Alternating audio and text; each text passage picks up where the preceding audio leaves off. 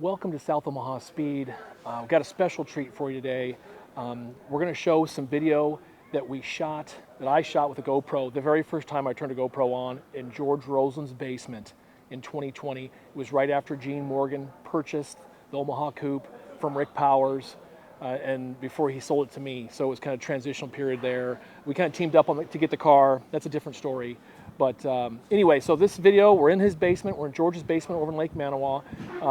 In this video is Gene Morgan, that's closest to the camera, then me in the white shirt on the couch, then it's George Roseland around to the right, and then his boy Greg comes down and kind of sits on the armrest of the couch for a bit, and then the red flannel is Bill Hanna, who was the third owner of the Coupe as a race car when it was the orange crate, and then there's Mike. Mike is Gene's brother, and he's there too, and we're just kind of sit back, listen. It's actually a fact-finding video on the Omaha Coupe, trying to figure out the timeline. And since then, we've nailed the timeline down. So they're a little off on who owned it, maybe when, but it's been 60 years. So we're just out there having a good time, talking hot rods. It's 2 hours and 30 minutes long. It's a long one, but there's a lot of good nuggets of Omaha history in there too. In between the Omaha Coupe stuff that we're asking questions on, there's a Don Garlett story. It's just a lot of good stuff. So we appreciate you joining along. Enjoy it. And thanks a lot. And please subscribe. Tell your neighbors and friends. We'll catch you next time at South Omaha Speed.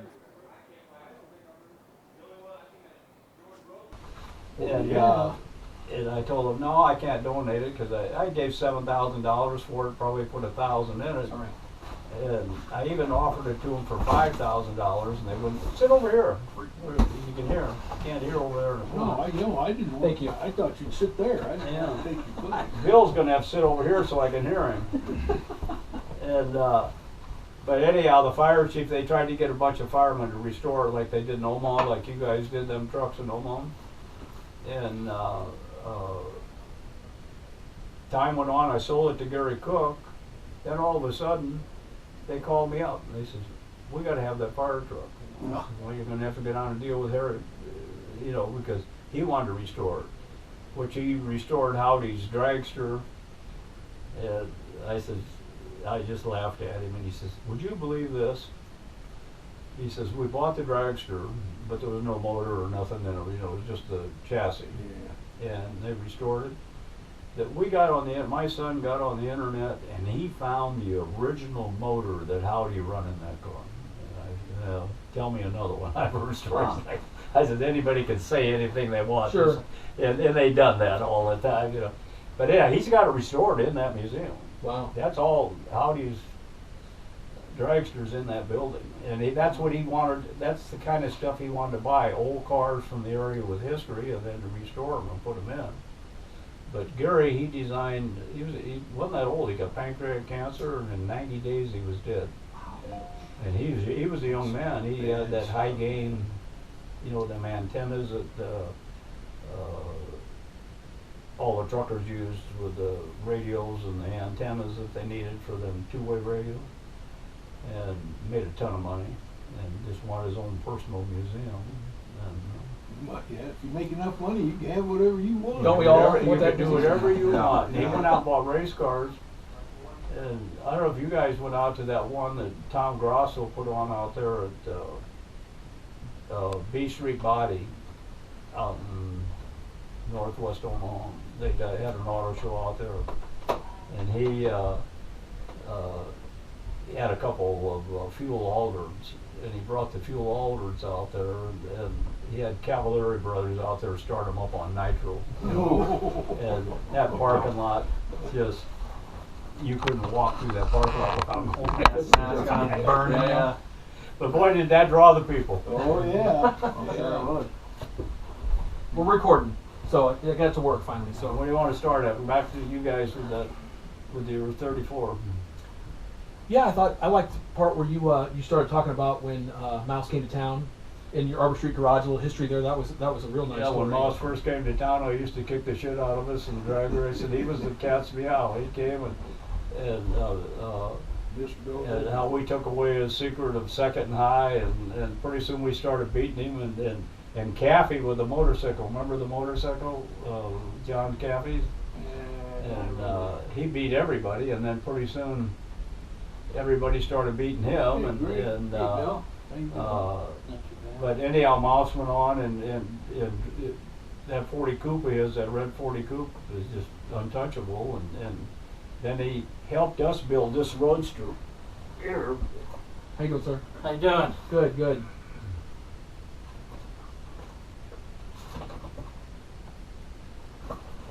Is it this one here, the 57? No. So here's a picture of you and a gentleman in a 29 Roadster. Oh yeah, yeah, Okay. yeah. That's the one that Mouse helped us build, and then after we built that, he built the 34.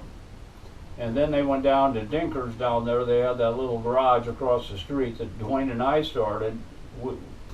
My partner Dwayne Burson and I, we went down there to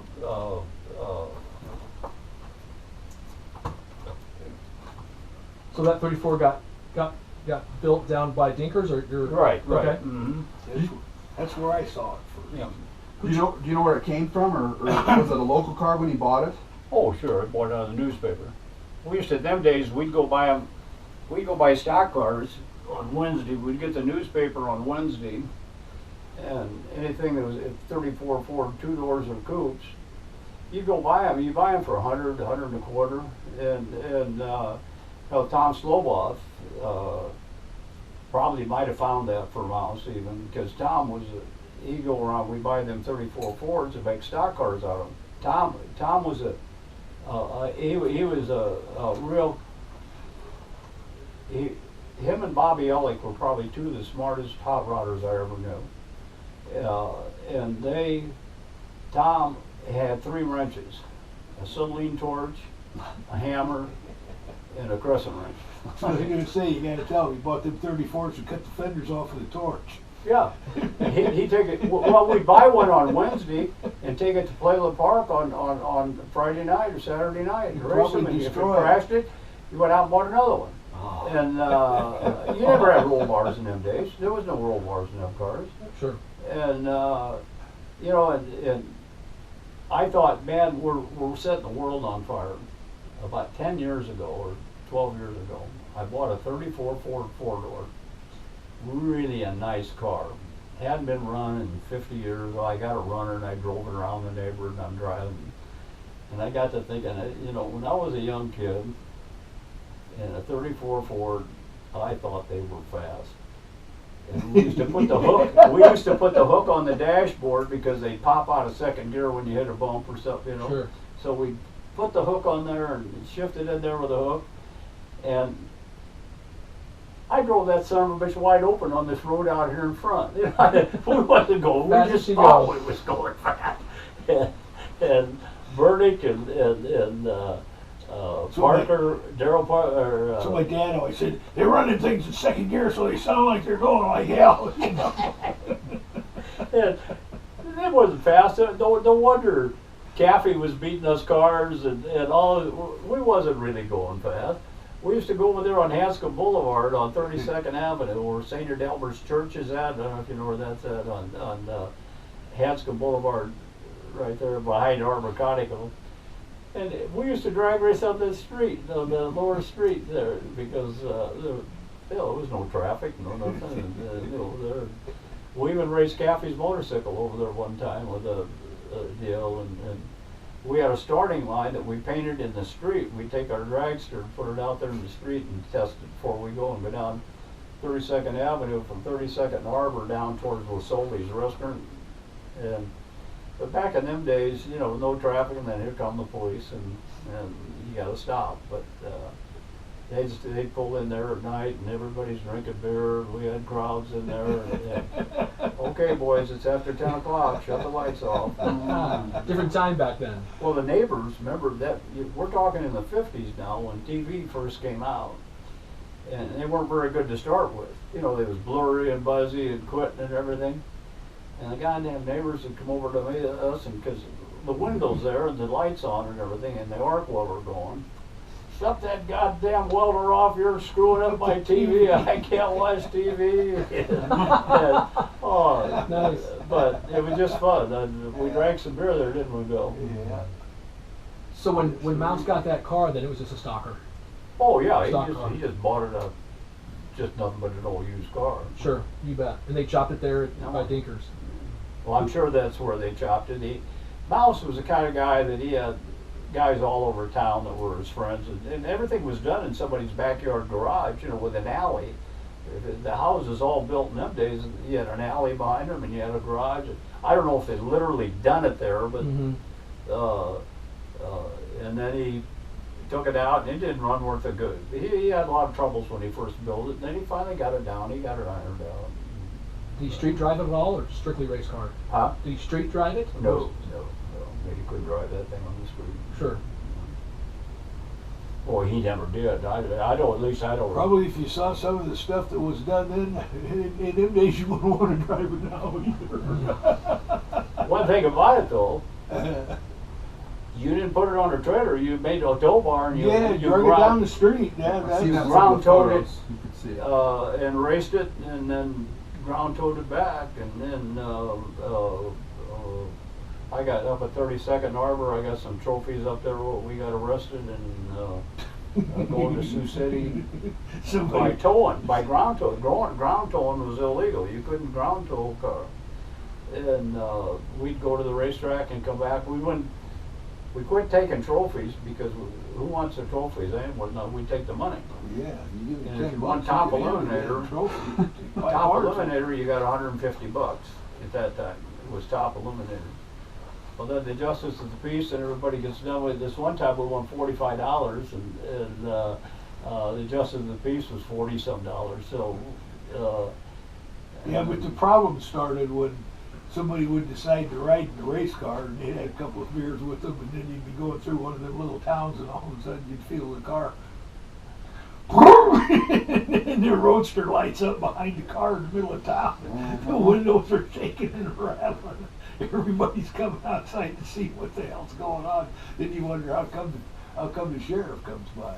Yeah, check on things. but the Jacks Hot Rod Club and Mouse and all them, and you know, there's a guy that might know about quite a bit of history about that too. Would be old Cal Campbell. Remember him? Oh yeah. And, Yeah, I couldn't have. I would have no idea where the hell he was now, but. Cal. Living out in Mouse got Elkhorn. to hang around with guys from Living North out in Omaha. Elkhorn. Really?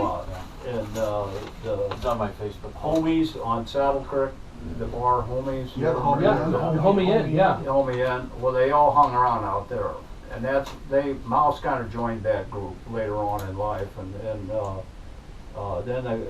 there's some guys out of Sioux City that came down here, and they would come down, and if you look at Dinkers, or right where the interstate is right now, because Bill Nielsen lived on them houses going up that hill right on the other side of the interstate, you know, on 27th Street going north. Well, Bob Cherick and Joe Cherick had a service station down there on 29th Street, and they would go up that, they would race up that street. Well, the problem with racing up that street was there used to be streetcars that run down 29th Street, right down through Shealytown, and if you got off into the, you know, if you Rails were in the went street. sideways into the railroad track, it's hard to tell where you're going. Sure. But a guy on a motorcycle did get killed down there, racing up that street, because he got his wheels caught in the streetcar track. So he bought it out of the do you remember what year he bought it out of the paper roughly? When they first started building that car? The first photo we've seen is July 55. right? July of 55 was the first one we've seen. July of Which '55. was a picture where it was marked at a drag strip. Yeah. Yep, and that's down at the Kansas, at the Safari 55 down in Kansas. That's the first time that we noticed it being ran in a photo. 55. Because Bill, you acquired the car in what, 58? Yeah. A couple years out of high Does school? that sound right, Bill? 55? When did you have it? I had that car before I got married. I got married in 59. Here's pictures of the stock cars we used to make on Wednesdays. That's one of ours there that we run on. Where'd all the grill shells go? Huh? Where are all the grill shells? Are they in the back Trash room? can. In the back room? Yeah, go dig behind Acres. Four square. Underneath the When you won interstate. auto Four shows, they square give you coal these yard, right? back years ago. Right, yeah. Parade of Champions and Right, George? Huh? 4 square coal yard. yeah, coal yard, yeah. So there's pictures of the car at Bonneville pulled by a 57 Chevy. We have some Right. photos of that. Right. Well, you do. And then, grab that poster. So in 57, it looked like there was probably a brand new car, and then possibly there was a newspaper article where you had bought the car, the little newspaper clipping. Have you seen that? Probably not. Okay. And it shows a picture of the side shot of the car. It talks about you. It talks about you built it in 12 months for $1,200. And we were kind of thinking that might have been 58. Is Yeah. what we were kind of. Well, it had to be in there somewhere because that's, yeah. And it talks about being the orange crate in that article. Yeah, it ended up being orange because it needed to be painted. So there's the article that we know, Okay. and it talks about you bought it and built it in 12 months and $1,200 later. Well, that was a lot of money in them days. Well, that was a lot of money. Yeah. But it says you were running a 55 Olds, pressure-fed gas line, 497 carbs, aluminum manifold polished on a 56 Olds heads, balance crank, 4-inch pistons, 37 Pontiac flywheel beefed up, Ford truck clutch. All of it was probably leftover parts from Harbor Garage.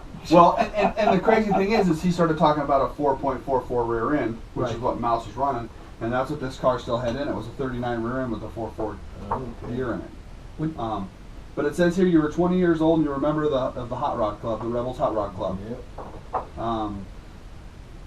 You were running drag strips in Iowa, Nebraska. The Orange Crate's top record was 116 mile an hour using second high gears only. Yeah. But yeah, we didn't know exactly what year that was, so we had kind of narrowed it down to 58-ish. And that would have to be right, yeah, because A guy doesn't buy a car like that after he gets married. You get that out of your system before you get married. You know what I mean? yeah, I could tell you some stories about that. So did you buy the car from Mouse then? You know, I can't remember. It seems like more I remember Howdy than Mouse. How you owned it for a while there? Howdy never come into the picture there until after he left Ellick. Is this Mouse or this picture here was folks in it here? We kind of thought Rose from from Charlie's Speed Machine Yeah. seen this. She's seen this and she thinks that this was Mouse here, and this was or not Mouse, but this was Howdy and this was Howdy. These two pictures here. She kind of thought. She definitely thought this was Howdy. This one here. Yeah, that looks like Howdy. And that kind of looks like him here too. I thought. Yeah. Somebody said this was George Roselands possibly. No. Well, I mean, it could be, but Right. George was with him out there. Okay. Yeah. You know, a guy that was with him also out there was Munchie. And I'd forgotten that. I talked to Munchie on the telephone the other day. Bill, you'd have been proud to. What the hell was it? Jim, well, Ron Muller. I don't know if any of you guys know Ron Muller. And Ron Muller and Dave Muller and Jim. Jim. They hung around the Moss Brothers. And they hung around the garage out there, and they went drag racing with the Moss Brothers all the time. The Moss Brothers run a Buick nailhead. And it was always competition between all of us neighborhoods at that time. And so they was over here a month or so ago, 2 months ago, yeah, a month ago. And we got to talking. Well, Jim Riddle. And Jim Riddle's got a lot of history. And Jim Riddle hung around the Homie Bar and Chad and all them guys. He hung around with that group, and he gets on the phone and I'm talking to Cal Kemp. Cal was painting his house, and he came down off the ladder. What the hell's going on? And I said, well, get your ass over here. You know, next time, give me some time. I'd like to come over and talk. And then the next guy he gets on the phone is Munchie. He lives in California, and he had him on the phone.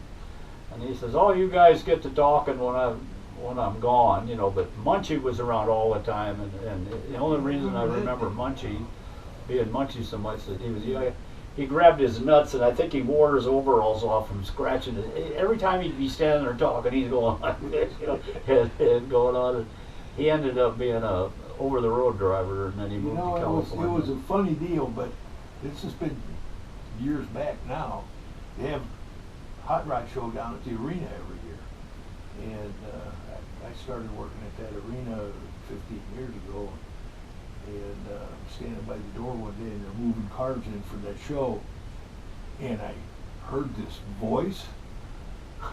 I'll tell you what, it was Bert Burns. Oh yeah.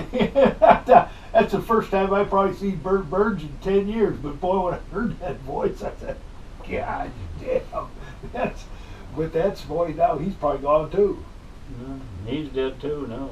And then, is that Howdy there with that car? Yeah. Okay.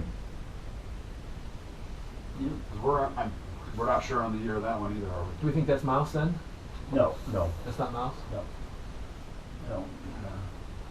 I don't even know if Mouse did Mouse go to Bonneville with them when they went out and made that trip out there. I don't know if Mouse God, went. everybody's so damn skinny. They fit in those cars. According to Schumann, he did. Oh, that's why Bobby He Elliott might have, wanted Howdy as the driver, because Howdy didn't play very much. I'll have to get hold of Jim Riddle and get a hold of. Dale, We'll get a hold of Munchie if you really want to know. You know, Sure, just curious, yeah. the curiosity of it, because You know, he's the only one alive. There ain't many of them alive anymore. And I don't remember who the guys was with the '57 Chevy that went out there with, but I know Ostronic was one of them, and there was guys from Shealy down there, from the across from Dinker's Bar. When Mouse had the car, this was an early photo here, this is July 55, this one says, it seems to be painted the same, with the Phillips 66 badge on the side, and it says Omaha on the door. Was that like carbon primer at that time, do we know? It I was think always the primed. car was primered when I got it, and the only reason it ever got painted, somebody knew some guy that had a spray gun, and he only had like 3 gallons of paint, and it was orange, and I said, "Man, that's good enough for me." Life is good, absolutely. So it ended up being orange, and That tape I got is in the way it was. It had George's service right there. That was George's service on there. That tape just brings it out when he first raced it at Scribner. Okay. Old Scribner, not Is that what you were, George's service? George's service at Okay. 32nd Arbor, and it's got that on the side of it. Where was that written at on the car? Was it on the door? Or? Right there where that Phillips sign is. Okay. Is Yeah. that your sign? No, Is that- no. Okay. It's like We your was logo. Deep Rock. We was Deep Rock. yeah, Arbor Deep Rock. And then Dwayne's brother, Don, was my partner at that time, and then he left. And then before Dwayne was in the service, and when he came back, well, then it became the both of us, but it was George's service up to that point. And then we changed the name to Arbor Deep Rock, and then You gotta be an Arbor old Conoco. bastard to remember Deep Rock. Huh? You gotta be an old bastard to remember Deep Rock. The actual picture is still up at Arbor. Up at And, Kevin's, the Deep Rock. But before this got these here are late models here, pictures you got here. With the These phone are booth. from the cars. When I saw the Well, car in the now alley, here, I don't know what this here looks. I spotted the car in an alley in 1990, right here at this house, in the Field Club area, at 1336 Turner Boulevard in the What's back. that? That's right over there. Ford's birthplace is like right here, Yeah. so it was really close to Field Club area, right? What's that? The neighborhood I spotted the car in on Turner Boulevard. And You bought the car, you say? I seen it in 1990 in an alley. I was riding my bicycle, me and my buddy. Oh, and we yeah, spotted well, it. that could have been. It Yeah. looked just like this at that home. And then it was gone. And then ever since I've kind of been on a, Yeah, The quest is trying to find well, what happened to the car. 32nd Harbor was at the bottom end, and then Fort Burnside was at the end of 32nd Avenue. You bet. And then where Shealy, where Arbor Deep Rock was at that time, you went right straight down the hill, Right. and there was Dinkers Yeah. and down the street. So the car was in that neighborhood. All the way to the 1990, it was still in the neighborhood here, You know, which was, I thought was, hearing the story, it's amazing that I think it probably went to different locations, but here it is back in the same neighborhood within blocks of where it was built Which originally. originated, yeah. 40 some years later. but Right. didn't we see this car with some hot rod, Wouldn't that other hot rod names on it, or some club names or something? Well, that's what I was going to ask you. So, we know that the car was part of Rebels, Jacks, and then there was Undertakers. What? So, Undertakers was us. okay, you That guys was were our the first club. ones. Yeah. So Mouse drove that car as an Undertaker club. Then. Okay, that was Bobby Ellick, George Dare, Walt Salato,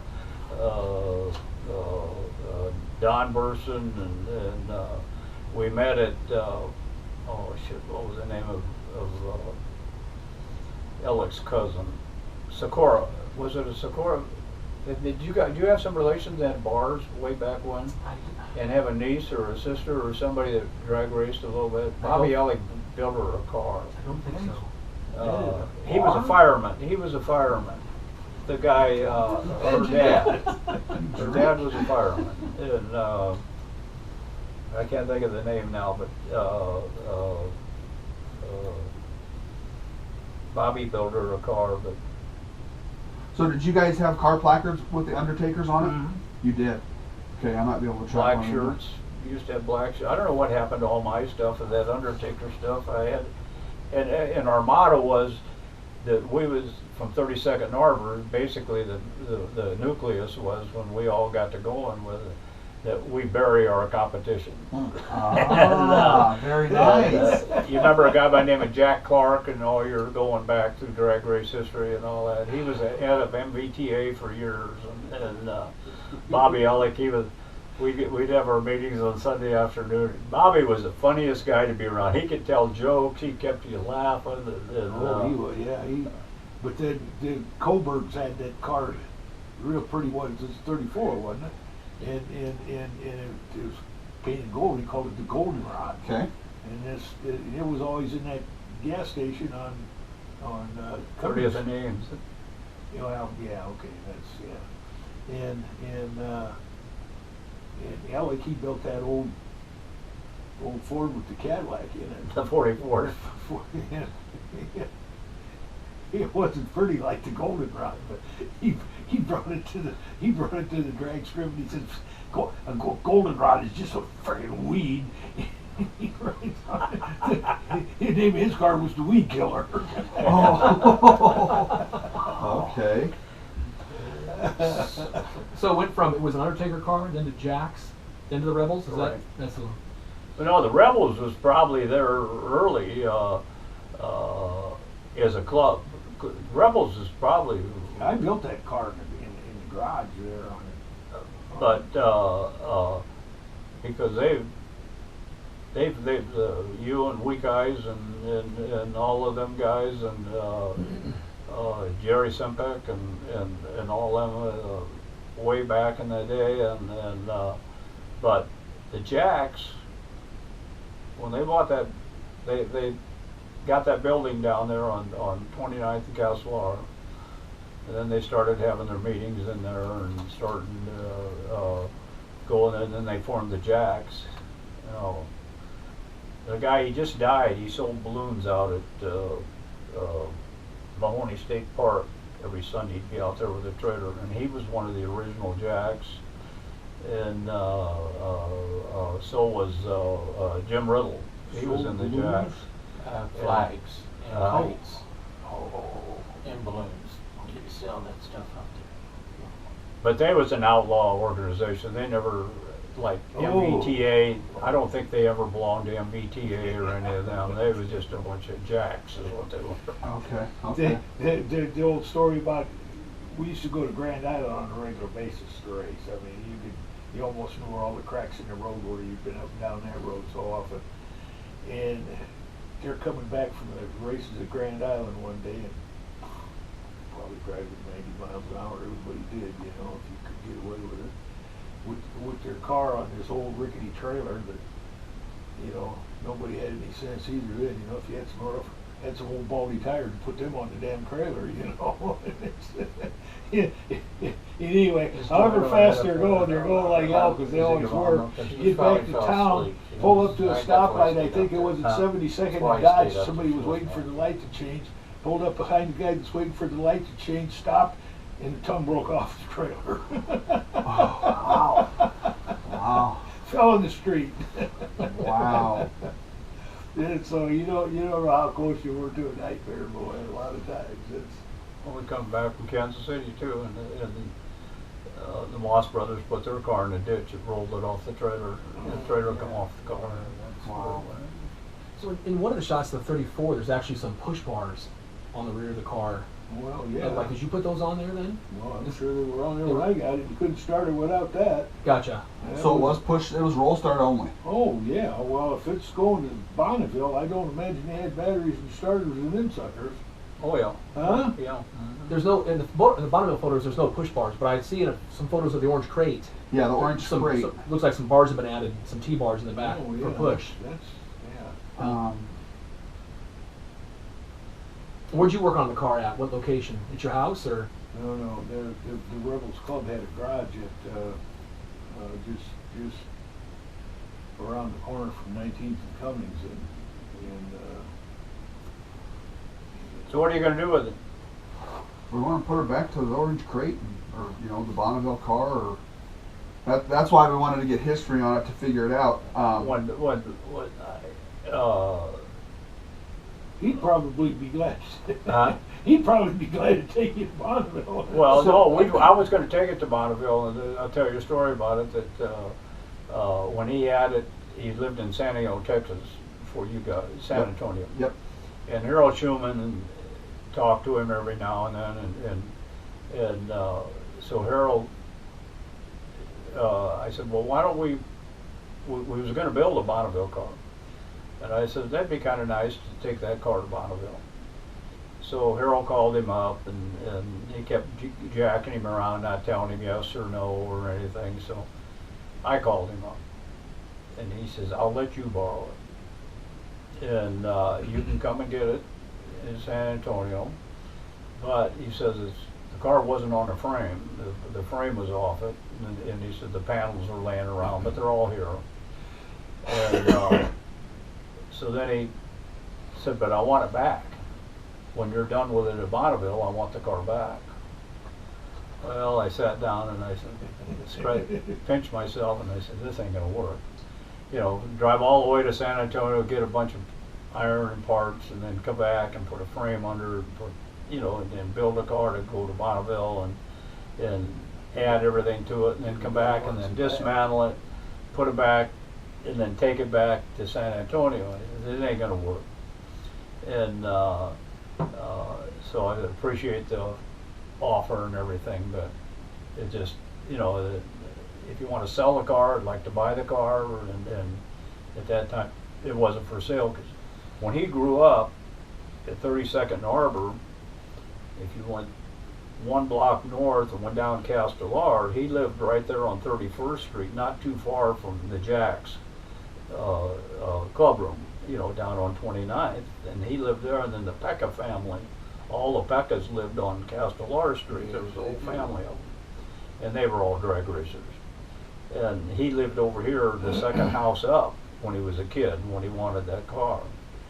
And so he just got emotionally attached to it, or whatever it was, but he wouldn't sell the car. About what year was it that you inquired about taking it to Bonneville? Oh, probably 12 years ago, 10, 12 years ago. So would that have been about the time that somebody put the 32 chassis underneath of it at that point then? It had no chassis underneath. They told me that somebody put some kind of a conduit chassis under it. Well, it's got a Bob 32 chassis underneath it right now. Well, it did. To move it around and all. He said we didn't even have a frame under it, So that'd been at that time. 10, 12 years ago, somebody decided. So to if you do got the something on it. original frame with it, you don't know, or No. you do, or? No. No, I do not have it. When I got the car, it does not have a 33-34 frame with it. It was on a 32 frame, Got a heavy duty axle. but well, it's a stretch Model A axle or something. But the frame, the front end that's underneath of it has orange paint all over it. Yeah, tie rod ends. I mean, But in the the- backing plates, everything is orange. Yeah, in the photos, when it was in the flats car, you know, it has like a Model A axle, but there's no clear photos of the front end when it was the orange crate. So I didn't know if the front end had been changed over and painted orange with the drop axle, because it's still got orange underneath it. But then, why would that front end be underneath the 32 frame now when it started out as a 34 frame?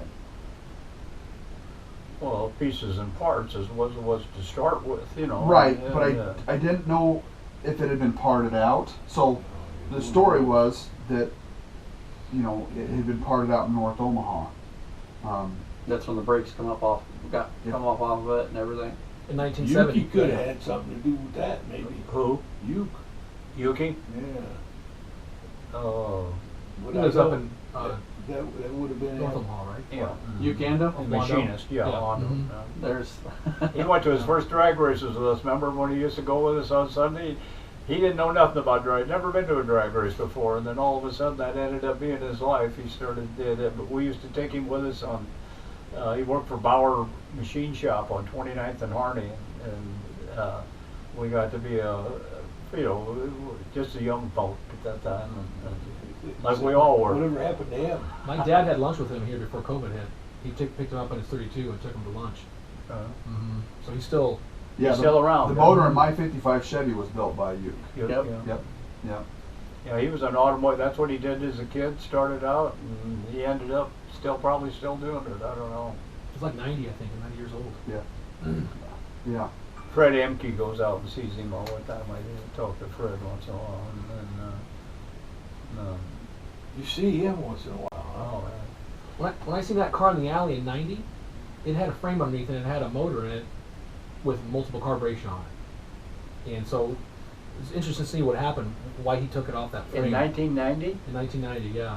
where'd you see it at? At this house in Field Club area by That Ford's wouldn't have been birthplace. Fawn's house No. that somebody Oh. would have been at for I- some reason. You know, I went to the county assessors to find out who owned that house in 1990. About in 2008, I went back trying to track this down, and the last name on the house was Thomas of all names, of course. So that's a hard name to try to track down. You're right. So Like Smith. right. So I think somebody might have been renting that house at the time. I think the guy you bought it from was renting the house at that time, They're or playing knew with somebody, hot rods, they probably were renting. or knew the Thomases. Ain't none of the Clantons or anything, was there nothing there? They didn't have nothing to do with that car, though, didn't I they? wouldn't even have thought of that, but that's a possibility too. Here's the car today. That's what the car looks like today. That's when I loaded it on the trailer. When Mouse Where did you get it at then?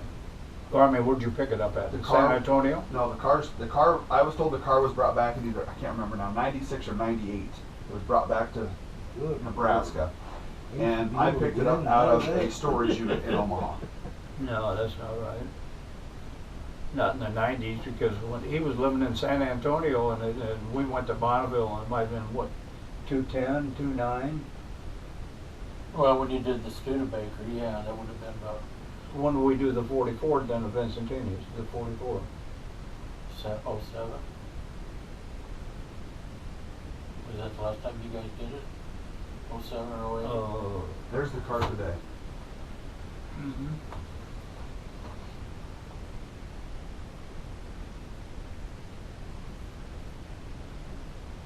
Oh, did it go away? You get it basically assembled then, I mean. Well, He told me it was in pieces and parts, Yeah, see, that's exactly how it was when I loaded it. And Yeah. there's a picture of it on a U-Haul trailer, and it looks just like that. And that's when I was told it was brought back. Well, in. didn't his daughter bring it back? Somebody brought it back. Yeah. But I mean, not way back then, they didn't. Well, you know, in Ruby, the 90s. Ruby's the daughter, right? Ruby's the wife. The wife, okay. Sarah and Jody are the But daughter. anyhow, you know, it's, Somebody brought it back and they were trying to get somebody, or had somebody working on it to bring it back. when did he move to San Antonio? Oh, years ago. I have a Speedway box that was inside the car that has a firewall in it, and it has a receipt. Let's see here on that receipt. I sent you a picture Was of it the receipt. 98 or 97?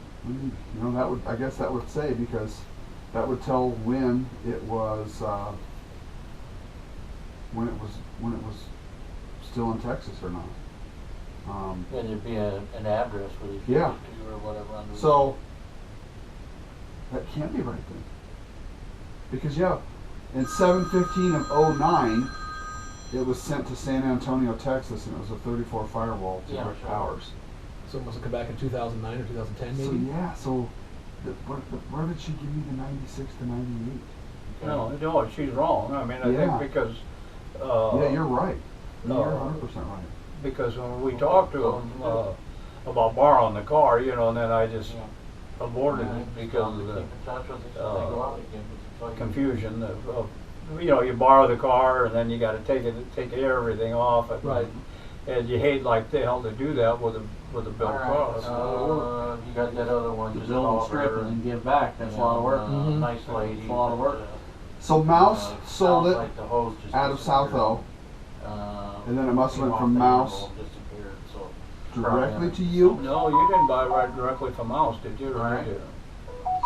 Did Howdy Williams own it? Howdy Williams No, own it? wasn't even in the scene then. Okay. Howdy wasn't even in the picture.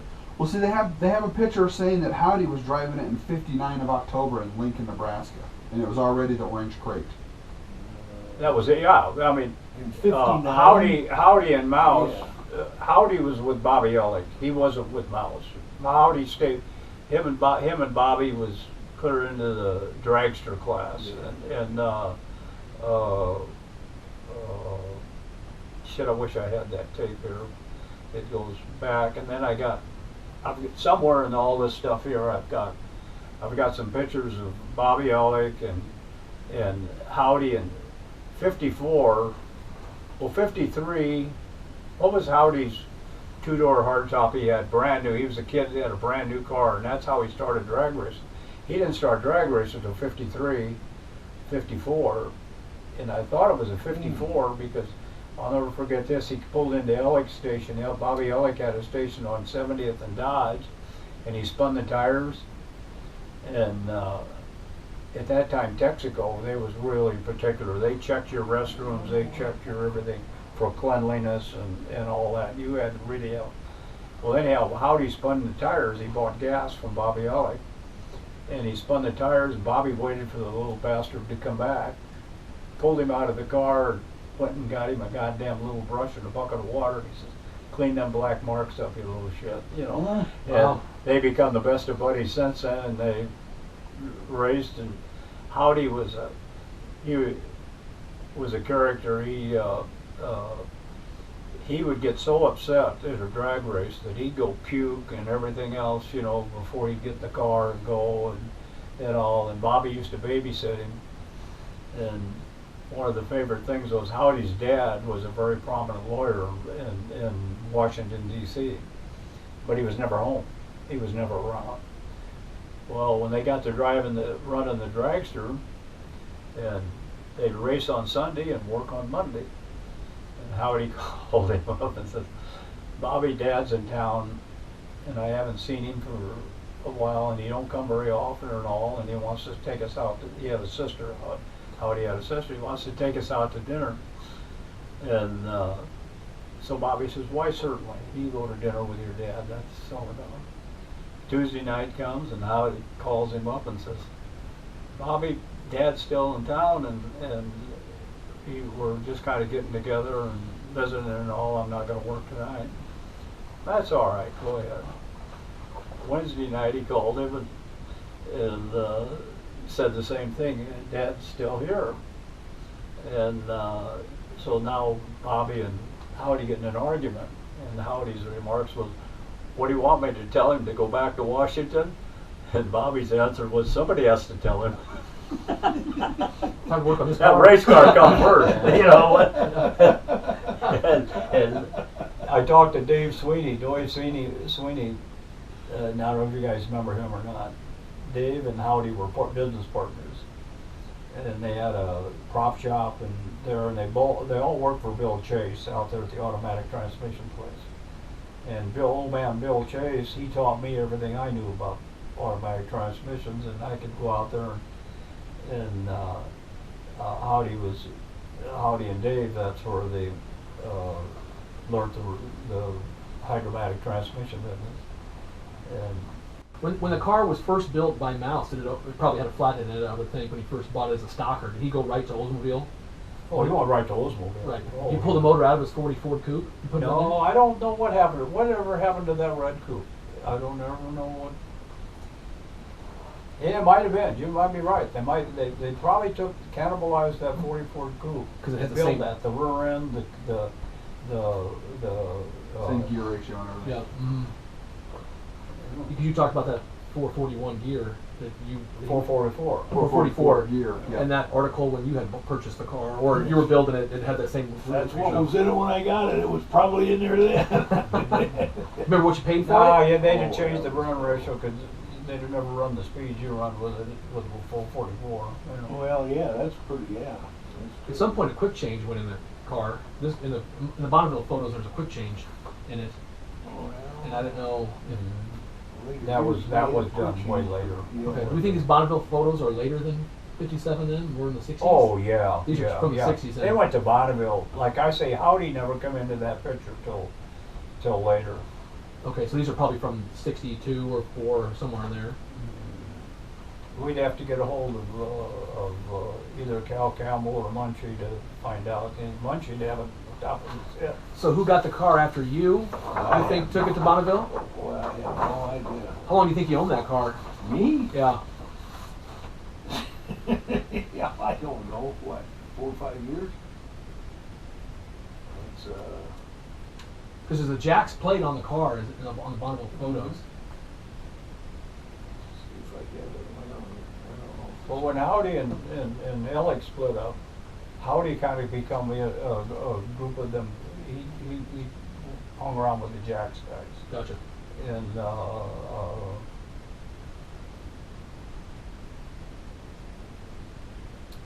where maybe some of these books here has got a brochure in it.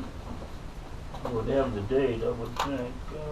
Pull this stuff out, I might not be able to get it back in there. Do you remember that? Ever having a Grand Prix race in downtown Omaha? I do. A lot of people don't. You still got the car out in the garage and all of a sudden. Okay, the old They actually race date on the, some real, like those are cars with the bodies on them, but they have some real race cars too. That race there too, right? A race class with motor sets inside and everything, the that slicks. was, That's when it has push Well, bars no, on the back then of it was too. go-karts Right. back in the, Yeah. the mini Grand Prix. I don't remember. It was the race go karts, like That's a those nice there picture. with the bodies. Ooh. Those are just the ones you could buy from. Right. Picture. But they had race classes at that Grand Prix too, right? No. Okay. It was just these. It was those. It was a weekend deal. Okay. They'd have a dinner and a banquet the night before, pit stop challenges and stuff Right. like that, went from and then the that race. to- The race was basically.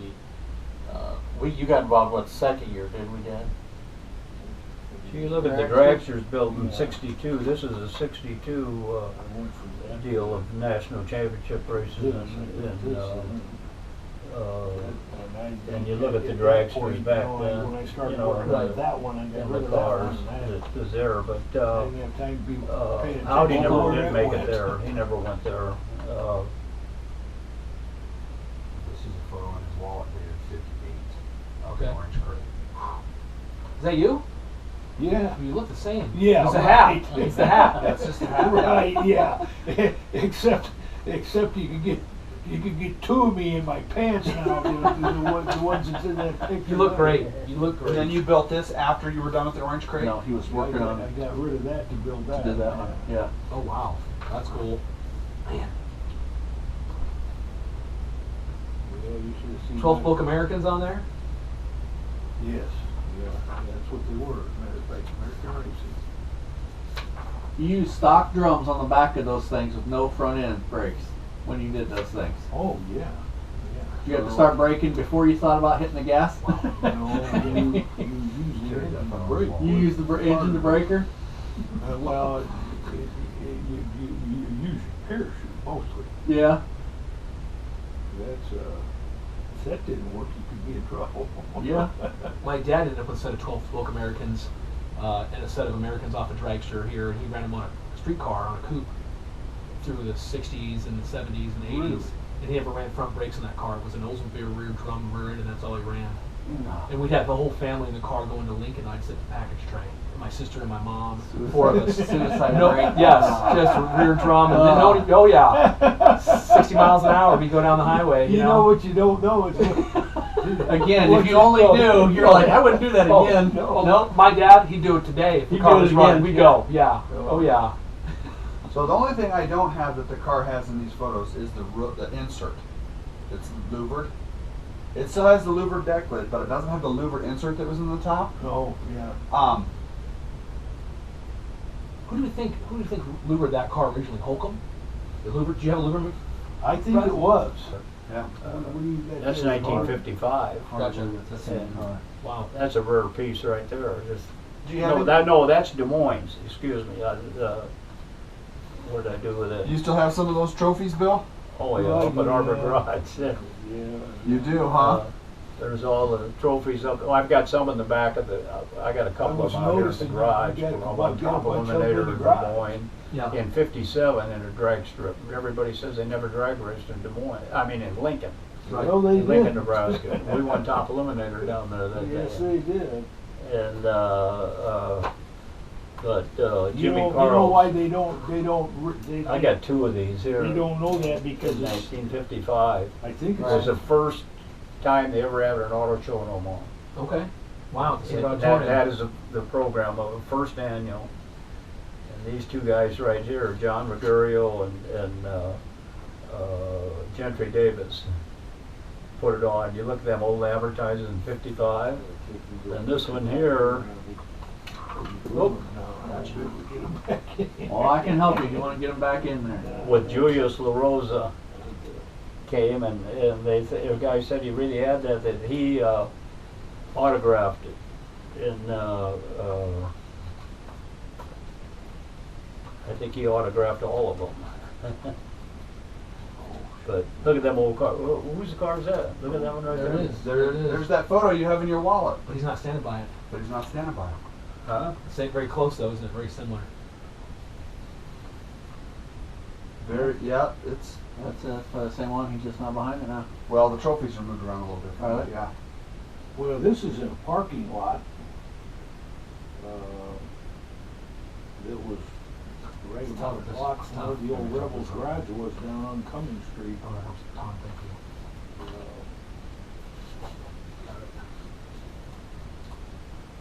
Don't know what the hell's there now. So Dave Weber on the Yeah. barroom floor. And that's 59. That's 59. Yeah. So it must have been lettered right after that when it went to Lincoln Speedway to be raced. Because there's no. Did you put the 88C in? 88? Yeah, Okay. that was for Oldsmobile 88, you know. That was a hot number in them days. Right. And how old are you now? And 82. oh, okay.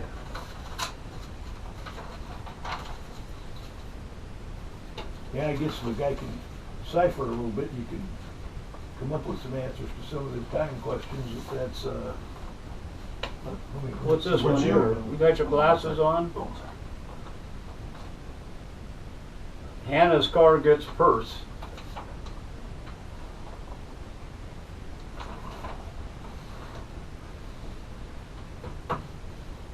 Where was, okay, Is that yours or is that mine? The glasses? Yeah. Those are yours. I could use them, but yeah, I need to get a pair of them. Holding back. this Denial. is like, I can't. Spread it out. And It's say, working Well, I here. can take a picture of it and blow it up on my phone. The old picture trick, yeah? Take a picture of a picture and then you can really. Stretch her out. Yep. This ain't it here. That's an old picture. Boy, these people really had this screwed up. Yeah, you can't read. No, but piloted his Was stock car around it. Howdy's real name Henry? Yes. Yeah. Yeah. So that could be. Yeah. Yeah. So it's a picture of it right here. September '57 is the orange crate. So you must have just finished it in '57. So we think those Jack's pictures in Bonneville that was after this. Right? But Jackson must have gotten the car back? Because the 57 Chevy in the Monroe photos? Ooh, that is weird, huh? Because he had painted it. Goodness sakes. You know, 400. There's pictures of there when they did name that soapbox. Yeah. George Dare.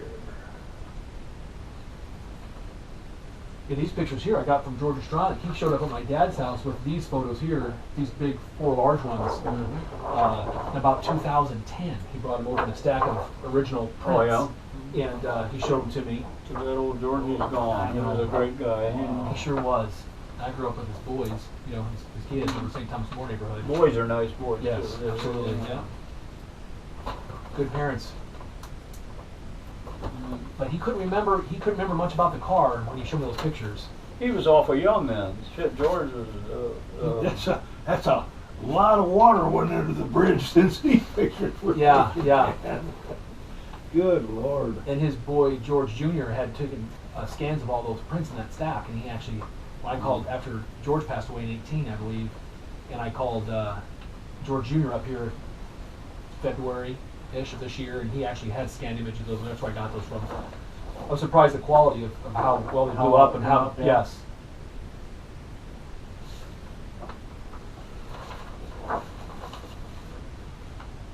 Yes, sirree. Here's one here that.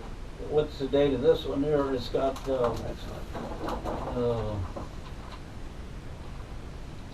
Strollers Midwest Area Regional Drag Race, May 28th, but it don't have the year. And that's one we won. This was a program, $1,000 eliminator. But the guys that were there was Lou Cangelosi, Dean Motor Company, Bob Rogers, Alec Williams,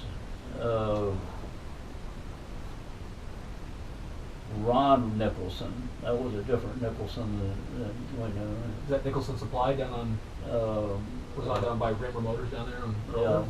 Different? Holcraft, Hall, Burson, Roseland, Nog and Machinery, Peterson Brothers, Moss Brothers, Nobles out of Sioux City. Remember them? And that was the people that was competing. We won the thing, and that was our first big payday we ever had. Nice. It was $1,000. But this was Lee Snyder there. This goes way back, way ahead of our. You remember the Snyder brothers, the 2 Snyder brothers, this old roadster that they built. Did you guys hang out much at Barber's Speed Shop back in the day? Barbers. Yeah, down by the That was river. before Barbers. Barbers came later. Bill Barber opened a machine shop on 26th and Farnham to start with, 28th Okay. and Farnham. Gotcha. And Dwayne and I, here's our B&R Motors, 29th at Castellar. That's where we started. And then here's when we went to the Nationals in Oklahoma City, but they don't have the year on them. Yeah, why would anybody want that? Yeah, that's Yeah, Barbers, and then they moved down there on by Epley, you know, Gotcha. at the airport. But the Bill Barber and Snyder were, when Bill Barber opened up his machine shop, he was a block east of Snyder's. Who was Okay. it And the that Snyder brothers finally just closed up because they was having fun. You know, they wasn't in it then. who did And like Donnie Raymer, and his old Pappy Raymer, his dad, he was on where the pretzel bar was on Leavenworth Street, 25th and Leavenworth. Oh, that's where Yeah, Original right. Hammers was? That little building out there in the front of that, Okay. you know, that it was just a little service station type building. That's where Raymer started. My dad says he remembers going there with a wood floor. Yeah. The triumphs would leak on the floor. Well, no, that's when they moved up to 27th. Oh, They moved up okay. to 27th into a bigger building on, right where it's a mattress factory now. On Leavenworth? And that, yeah, and that's where all the motorcycles were and all that. And didn't Yeah. Who was it had a speed shop on L Street? That was Stanley, Gene Stanley's, didn't he? Somebody had one just west of 42nd Street on Kaczynski? L Street. Yeah. Was Gene Stanley involved with Gene Harvard? Stanley, yeah, he drove for Don Janke. Then they split up and seemed like I remember there was a place right there on the south side of L Street, just You know, just so we're west talking of with you guys 42nd about Street. this car that my brother bought. Yeah, Well, I thought I had the first speed shop started because I had the first I have no dealership idea. I gotta go back that up my any notes. equipment I gotta company stop at ever Mom and Dad's, allowed so I go to outside of the their and store. and everything for me. Wow. and Dean Moon made Maybe me a little bit for sure. gave me dealer price, Get stuff ready. so I could sell parts wholesale, and that's long before Charlie Sussman All went right, into I'll tell you business. this. Mm-hmm. And when Charlie went into business, Charlie and Rose started theirs. All right. I'll do Well, then it. Speedway But put one in on 72nd and Maple, or Blondo, what was it? Blondo. Huh? 71st and Blondo. 71st and Blondo. And my son Mark went to work for Bobby out there in that one. And Bill Smith couldn't make any money in his speed shop because Bobby was all Chrysler. He run everybody And out. he says, if you want some of them Tinker Toys or something, go down and see that goddamn Charlie's. He says, them guys, because he was into Chevrolets. He was a big Chevrolet man. And he says, don't even come in and bother me. If you don't want to talk horsepower, you don't want to talk real racing, go down there to them punks down You there. gotta have a hit. But that was Bobby. Yeah. And then finally Bill had to close it up because it wasn't making any money. But he'd treat customers in there. You come in there and he had all this Hemi stuff around in there and all. And I want to buy a set of valve springs for a 327 Chevy. Get out of that toy Get store out for of here. Christ's sake. Get out of here. This is Hemi only. Big valves. You know what I Yeah. mean? Not little valves. Yeah. Did Ellie try to build a car with two engines in it? The what? Did Bobby try to build a car with two engines in it? 2 engines. He built 2 superchargers. That's what it was two blowers, not. Yeah, he had 2 471 blowers. Then him and Bill Smith were partners on them because Bobby didn't have any money, and he would take the National Hot Rod wouldn't allow it because the impellers couldn't be over a certain length. Well, they went from a 671, they was just starting to put the 871s in. And the 871s was about 3 inches shorter than 2 471s. So Bobby Ellick said, well, sure, we'll mount them like this, a V mount, and run 2 471s and be bigger than the 871s. So Bill went and cast a casting to bolt the 2 together and then mount them up like the Potvin deal. And then they got that all done, and then National Hot Rod wouldn't let them run it because they exceeded the length of the rules of the rule book. Too much rotor. So Too much yeah, length. so Bill Smith convinced him convinced National Hot Rod into changing the rules and letting them run it. And so they had a couple engines down there, and Bill Smith they tried it and really never experienced it too much, but anyhow they got a lot of publicity on it, and a lot of people was calling Bill Smith wanting to buy them. And so Bobby Ellick, no, they didn't call Bill Smith, they called Bobby Ellick. And Bobby Ellick was telling Bill, he says, I got all these orders, I got all these, well, let's see them in money, let's see them in money, because he wanted Bill to cast 100 of them, 100 of these blocks, the Manifold.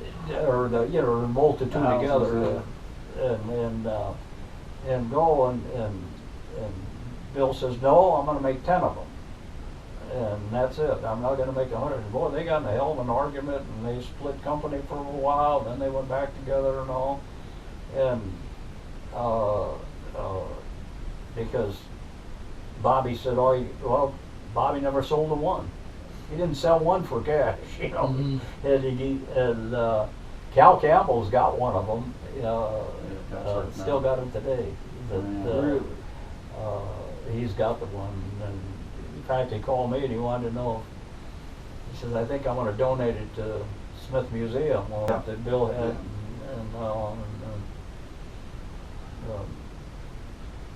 So after they were done with it, Howdy drove it for you. No. So I see photos where it was the orange crate. Where he Howdy never was- drove it, Howdy never drove the orange crate, never. So the pictures in '59 that say Howdy waiting in line to drive it in Lincoln, Nebraska, he's not driving it. I don't think so. If it was orange crate, he's not right, he never drove Bill's car. He drove it after Bill had it. Huh? You think Howdy drove it after? After owned it? Bill, yeah. After, because only who drove it when Mouse owned it? Just Mouse. He was the only one that drove that car. I would say so. Okay. Was Mouse small? So you guy? got it, wasn't it? See what? Bill was, or Mouse was the only one that drove it till you got it. Well, I couldn't vouch for that, but Well, the time, that's put the gotta time, be somebody older put than the, me. put the time error there Yeah, together. yeah. And Howdy came after you. Yeah, So Howdy never drove for you. no. He So must he have, never drove the orange crate. do you think you possibly sold it to Howdy? Very possibly. I don't know. Like I say, at that point in time, I had the race car and a girlfriend, and 2 jobs, and Life was good, buddy. I wasn't worrying about what became of that thing. I was trying to keep. And when Keep we my head sold, above when the- we sold speed parts in that time, we never wrote receipts out, we never did nothing. You walked up, you handed me some $100 bills or $20 bills, and that's the way business was done. You shook a hand and away you went. No Yep. paperwork. Sure. So what we're thinking is Undertakers, Rebels, orange crate, then the Jacks. Well, Yeah. So this is after the car's been sanded down and not orange anymore. Okay. Or is it orange in this color in Otherwise- these photos still? I Yeah, wonder. okay, that'll work. Well, when Mouse sold it, Yeah. it was never orange. It was primer. Right, it was all primer. Red oxide, No, dark gray primer. dark gray primer. Dark And so the gray. Phillips 66 on the door in these pictures is that a Phillips 66 badge I'm looking at there? Was that a certain I station have he was? no idea where Okay, that comes from. gotcha. But it actually had George Service on there for a while. The original. Did it say When Omaha? that car, Did it say George Service Omaha or just George Service on the door? 32nd Norfolk, Georgia Service, 32nd Norfolk. Had your address on there. If we get that tape, I can show you the pictures on it. Show that car. You better run that down. Has it been digitalized down there at the museum? Huh? They've actually converted it to digital, and they Yeah, run it on the big that's what the screen. process was, and Right. and to show it in their make-believe. But did drive-in. they get his question was, did they get that done? Are Did they get it done? Are there some CDs around? Were they showing it in the? I had the one of them 8-track, it was an 8-track tapes, they call it the big one. VCR. Oh, VCR tape? You got a VCR. Huh? You had a VCR of it. The VCR, that's what I took down there. Yeah. And we played the VCR on his great big screen down there, and when he saw that, the era is what he wanted, you know, Yeah. for his drive-in. And he convinced me into leaving it down there, and then I just forgot about it all these No, years. but did he ever get any CDs of No, that he thing said he did. Transferred Or to he said he Tucson? was going to, and Tom Yeah, Grosso that's- was supposed to get him to me, and all that. Him and Tom Grosso. Tom Grosso was working him to get people through there, you know, and then we was out there to Dave's Auto Body, and he was down to I-29 a few times with some. He bought a lot of them Chrysler funny cars where they brought the back wheels back in. He's got a history of them down there, of a lot of them cars that race around. He bought a lot of drag cars with history, but the last thing he really finished was the Howdy dragster, and Bill Smith's wife wanted it, and Bill didn't. Bill said that was too much work to go through to restore it, because all they had was a frame, Mhm. you know, that they said was Howdy's old car. Sure. But Bert Burns and who's that other guy? George somebody else. George that hung around with them guys. And Pekka. Ronnie Pekka, Don Pekka, and John Pekka's. Did you ever hear of them? The Benson radiator. Yep. Yeah, the Jacks was on the corner down here in that old building, and then the Pekka family, and who's the guy that worked for MUD? What was his name? had a little Austin's lived on the corner there, and Ricky lived there right up the street. Dubrovnik. Dubrovnik. Yeah. Remember the Dubrovniks? That ring a bell? Your dad didn't know them. Sure. Good old Italian name. I had a chance to go Rick through Dubrovnik. Charlie Speed Machine's, all his books and the Who? boys. Charlie Speed Machine, Rose's. Oh, yeah. She kept a bunch of newspaper clippings and photos. She had a and- lot of stuff. Yep, and Eric, she's in the home now, but doing well. But she's, Yeah. And the boys are friends with Eric Johnson, and they let us come up there and look through all the books and Yeah, let like stuff out. after Charlie died, and she cut her leg off or her ankle off or something, whatever it was. And I seen her a couple years ago at a car deal out there, Midwest Street Rod, and kept in touch with her for a while. She sent me. I got one of them dream wheels, RPM, them Escuderia dream wheels, and she had two of them, and she gave me one. Yeah, she saved a lot of history. There's a lot of history, yeah, and she had a lot of stuff on Howdy Williams in there and his dragster. I forgot about that name. You guys want something to drink or something? Or? I'm doing great. I'm Thank you. good. I'm doing great. I appreciate you having us over. It's Yeah. an honor. Thank you.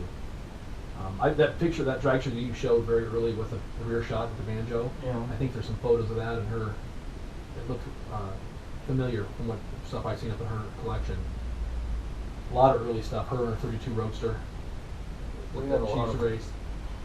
A lot of fun in our days, built a lot of cars. And, Oh, yeah. Boy, but that was when you go and you had fun. At the end of the day, you're still laughing and having a good time. when it And was if full you of broke, piss and you vinegar, broke. boy. And, Sir, we used to make fun of Alex. He blew every week.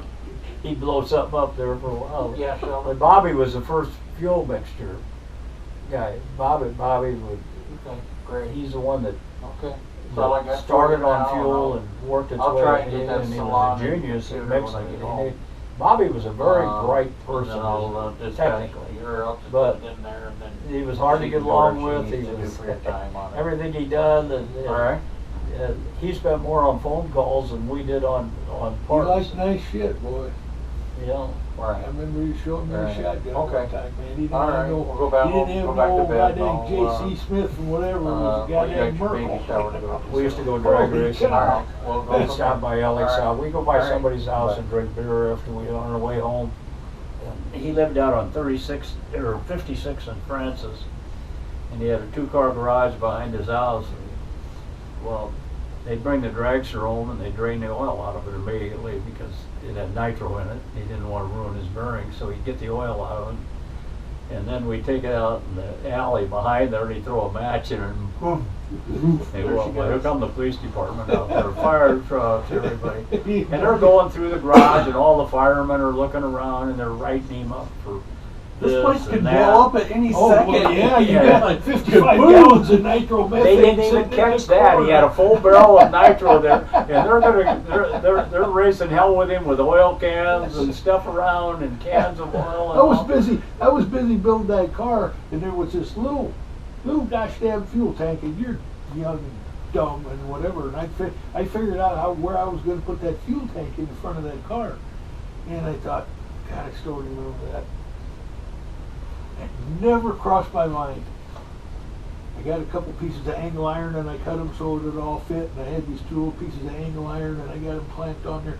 I was gonna tack braze a couple of spots to them to just braze that bottom of that fuel tank to the seams to that angle iron so that I could just hold it in the car. Had fuel in it, huh? It did. I'll tell you what, all of a sudden, boom, man, that tank was inside out, coming down off of the ceiling.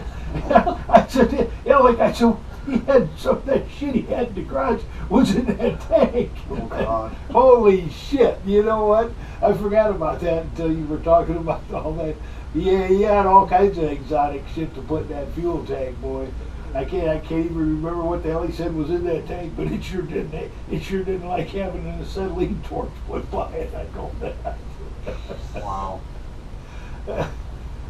Oh God, you think of some of the dumbass shit you did, you got by with it, it just, So wonder anybody's walking.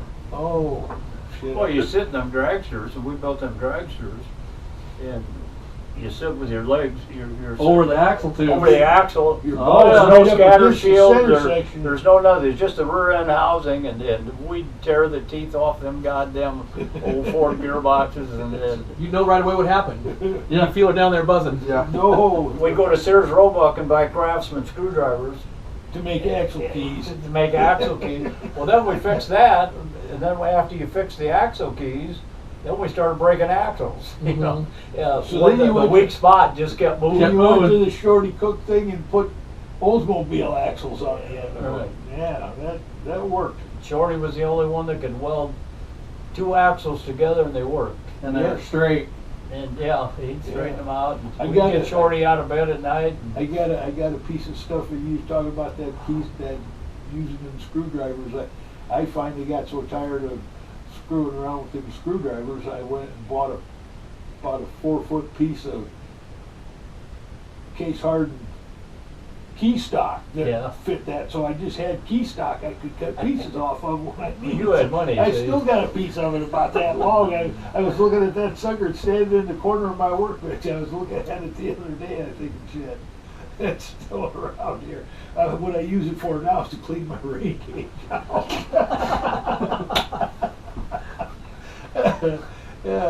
Shit. I just. So what year did you fund for the car? The what? When did you put the money up to build the car? Whenever he built it. So you funded it for Bill to build it? To buy, after he bought it, after he had it, and then I kept, and I didn't fund the whole thing. I just kept giving him money and all, and then he considered me a sponsor, and we put the name George's Service on the side, Okay. and then it went on from there. But that was just the start of it, you know, and then it. But Mouse and I were real good friends, clear up to the time he died, and. See, I never knew his name was Bill Toe. I was talking to these guys. The what? Mouse, I never knew his name was Bill till I was talking to him. Bob Harwell? Yeah, Bob Bob, was. Bob. Yeah. I think you called him Bill. But he I went might back. have. I might have. Oh, On some, okay. on some information. I might have because He went back to California, and when he went back to California, then he'd come back here. The only reason that we kept in contact was because his in-laws were still customers. They lived on Gold Street, 35th and Gold. And right where your in-laws lived, they lived just a few doors up the street from Oh, there. on the corner where there's like a Was on the big, corner. big. Yeah, it was on the corner. big The lot. Pettits was their name. Okay. And his dad, her dad, his wife's dad, drove an oil truck for Milder Oil Company, and he was a good customer. Why would and, anybody and, want oil? and all, and that's how I got to know Mouse. But and he got into racing boats. Mouse did? Mouse did, and Oldsmobile. He loved Oldsmobile. I don't know, but John Caffey, his brother-in-law, went back and was doing some drag racing back there because I read about him, but I never talked to him after that either. But he was a real cowboy. How old was Mouse when this all happened? Well, what year do you think that was when he passed away? It's got to be 20 years ago. Not that long ago, actually. Huh? Not that long ago, actually. No. He lived. Well, 20 years ago would be 2000. Yeah. you know. Good Lord. So do you have any stories that you know of when he was racing that car? When Mouse was driving it a lot? The only stories was that he couldn't beat the Undertakers, but he did. You know, he did. Mouse beat the shit out of us, you know, himself. But at that time, we was into drag. We was moving. Mouse helped us build that Roadster. that The we 29? built. Yeah, and you can see how crude it is in that green magazine. Look at that picture of it in there. And the 4 carburetors and the log manifold, he built all that for us. And we kind of messed around with that, and then he built the 34. And you got to keep going, keep going.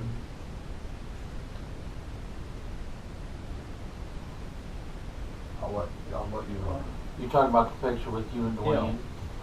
Does it come on? There's You've got a full picture of it. there's this one here. Yeah, that one there, yeah. Yeah, but here's a, you can see a little bit of, You got a nice glossy one somewhere of it. Trying to think where it's at.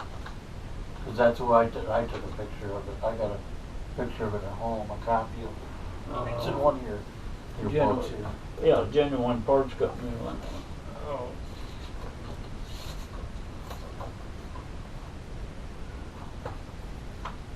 It's on one of your pages.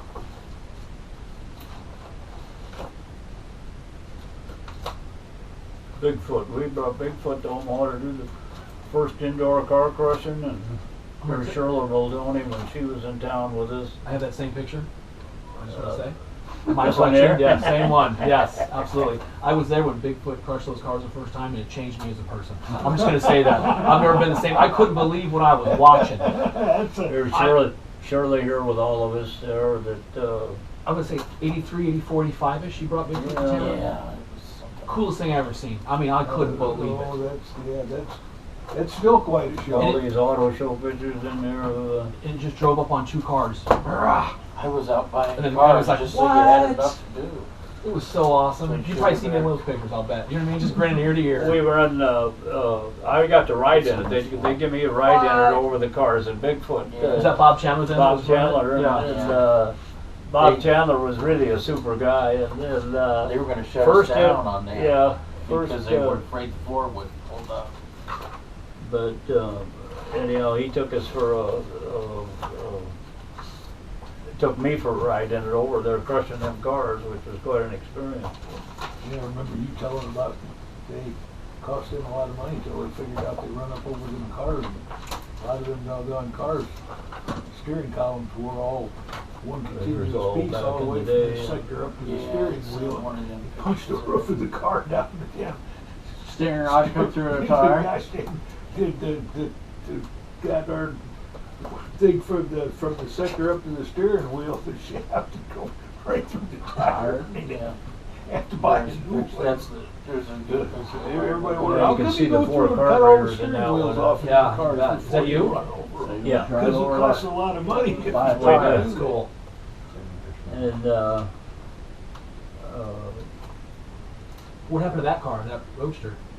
I have no idea what happened. We built 3 dragsters too. that. and Somebody one pulled to it away one day, and that's the last time you Yeah. ever saw it. Somebody showed up with money and said, I want to buy, and it left. Yeah. Here's was tied Rod up for Pugh. parts. And Rod Pugh had that Roadster he bought from the Gordon family. Remember when they had the first Hemi that they really made run right? Dick Gordon, he's an attorney here in Omaha. and Okay. He made that, and Used he to let be. me drive it up at Scribner one day, and there's another one of the T Touring of mine, and My it's got old. Greg's picture, but that's another one there. We're running it down the track there. But,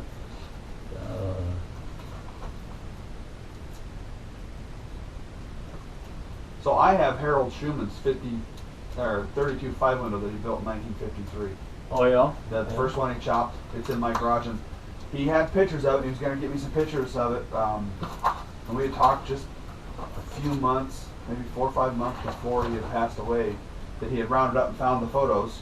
And he had called me and told me to come over. We'll get together, because he wanted to go for a ride in it. And then that 36 or that 35 3 window that he had just received. yeah. So I found that car, and Daryl Swanson bought it out from underneath me. And him and Harold went in on it, and he said he was going to sell it. And he goes, well, in the spring, he goes, it's clear to the back of the shop. In the spring, we'll push it back out. And he goes, you found the car, we should sell it back to you. And then he passed away. And so the pictures, last I knew, were in the They toolbox. just sold it, didn't they? They sold it here a little while back. Yeah, Tracy sold it. Yeah, I didn't have a chance at it. And then Going over the Wall of Fame deal, she told me she sold it to The family. me. Yeah. I wonder if the family ever sold that 303 Olds-Legend that they had that they got out of Terry Friss's car when it was brand new. All Harold's stuff is sitting in the garage yet, and when she gets all the Oldsmobile stuff put together, I got first shot at all of it. because and a that's lot what- of that Oldsmobile stuff that was mine. The stuff that I had that Harold got from me. Okay. I mean, I got a bunch of stuff from Clanton. I bought a bunch, and then Schukert. Remember when Schukert was over here? Bobby Schumer. I bought all his stuff. Supposedly, the engine that I put in my Oldsmobile that I had gotten, supposedly, according to either Clanton, I don't remember now. It's been too many beers ago, but was either Mouse's old engine or a lot of the parts were from it. Yeah. And that's the one that I put in my Oldsmobile Sam.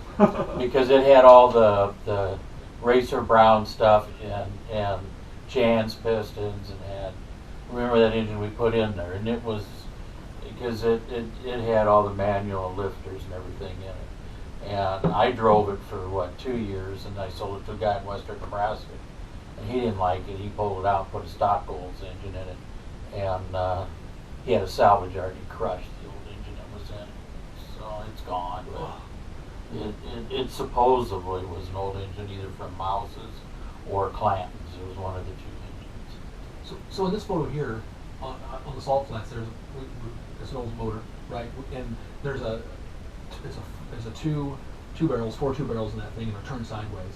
Yeah. And Don Chase saw this picture. Is it Don Chase? I believe his name was. He looked at this and said that they actually made a custom-made intake, and the runners are running up from the cylinders, and they actually turn the carburetor sideways so they'd sit over the runners. It's like a homemade intake. Yeah. Are you familiar with that intake? by Well, chance? I had about 15, almost 20 intakes, because I was collecting them, and I had 3 or 4, and Harold ended up with them all. Okay. Now, if he's still got them all out there at the house, supposedly, according to Tracy, he's got a bunch of that stuff out there in one of his hidey holes or whatever he's got out there. Yeah. And when they get to it, she's gonna have me come out and see if I can, because Harold took it to hold on to. Right. When I was moving from Omaha to Council Bluffs, he took it because I didn't have room for it. Okay.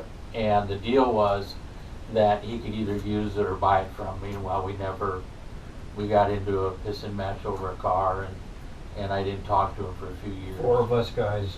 And then I didn't worry about it. You know, but Mickey Sacks. I and all was this. talking to her about that, and she said, well, You had to make, when we find all this Well, you had stuff, to do that to get I want kids you to to come on come and to the car identify it, show. and I can either buy it or take it. Right. So, but there was a blower manifold, there was injection, there was carburetor. He died too. Did you know 6 him? deuces, Marcel and then some oddballs. South Omaha. and He's quite a possibly, mobile I don't collector. remember. Yeah. I don't remember them all. Get them always Every swap meet I went to, and then everybody I heard they had Oldsmobile stuff laying around, I bought it. Gotcha. I bought it. Okay. You gonna put an Olds in it? That's the plan. Have you got an Old? No. That's the plan. Yeah, I think that's the plan. No No. holes. There's guys here that know where to find one of them. Well, They're making them new again. If Schumann's have if you know Tracy Schumann or any of them, he had this 303 old, Mickey Sacks bought a 442, no, Yeah, Cutlass, wasn't it? No, That he took that motor out, and Terry Frisch has got it now. and had the Hemi in it. And, They ended up- no, they put a Hemi in it, Right. but they took the olds out, and I thought it was a 303. That had to have been, no, that wouldn't have been Mickey's, that car, it would have been a different car. But anyhow, he bought a 303 Oldsmobile engine from somebody, and that's what Miles started with, was a 303, and what he ended up with, because we bored him, and Oh, I punched him out. that goddamn goofy George Dare, that sounds like he. Well, you could take that later model Olds crank that had 1/4 of an inch bigger rod bearings than the other one, but the mains were the same and the rest of the dimensions were the same. You could grind off the rod bearings, make a 1/4 inch stroker crank out of it. Did you remember that car that George built? He had seven cylinders, Yeah. was bored 80 over, and the number 1 cylinder was stopped. And Wow. it was Somebody told him they always pull out one number seven one, so pistons, leave that 80 alone. over, 1 piston stock bore. And every time they'd pull him apart at Scribner, you're legal as hell. He just won and won and won and won and won. We couldn't figure him out till we got that 39 Ford Coupe, and then we started blowing his out. But he could. So we never protested him or anything earlier, you know, and nobody did. But they'd protest him there, and they'd pull the head off that thing, and your stock. Number one Mar- cylinder. He's a major of the goddamn Was thing. that his old He'd pull Mariah? the head off. He volunteered to pull the head off, you know. And it makes sure that he had seven cylinders bored one in. Everybody said, they won't run that way. You got to blueprint them engines. You got to do everything. That's bullshit. They need to be balanced, that's for sure. You could balance that out of there if you want to, bad enough. Wow. So do you remember racing the car, Bill? Do you? I mean, is there anything that sticks out in your mind from when you had the car? A lot of nights and a lot of times I'd go and pick my wife up from work. She worked at the phone company, and then she would get off work till 10 Look o'clock. at here. There's a lot of memories for me in that one. Be all- You know, it was be a all- lot of shows downtown. And, Well, you remember. oh, absolutely. Yeah. I mean, I have a lot of the same pictures I have. Clean up before Especially the you books, get the off. book stuff. I still Wow. sit on my back porch and I wave at him, and he don't know me when I wave at him or who's waving at him.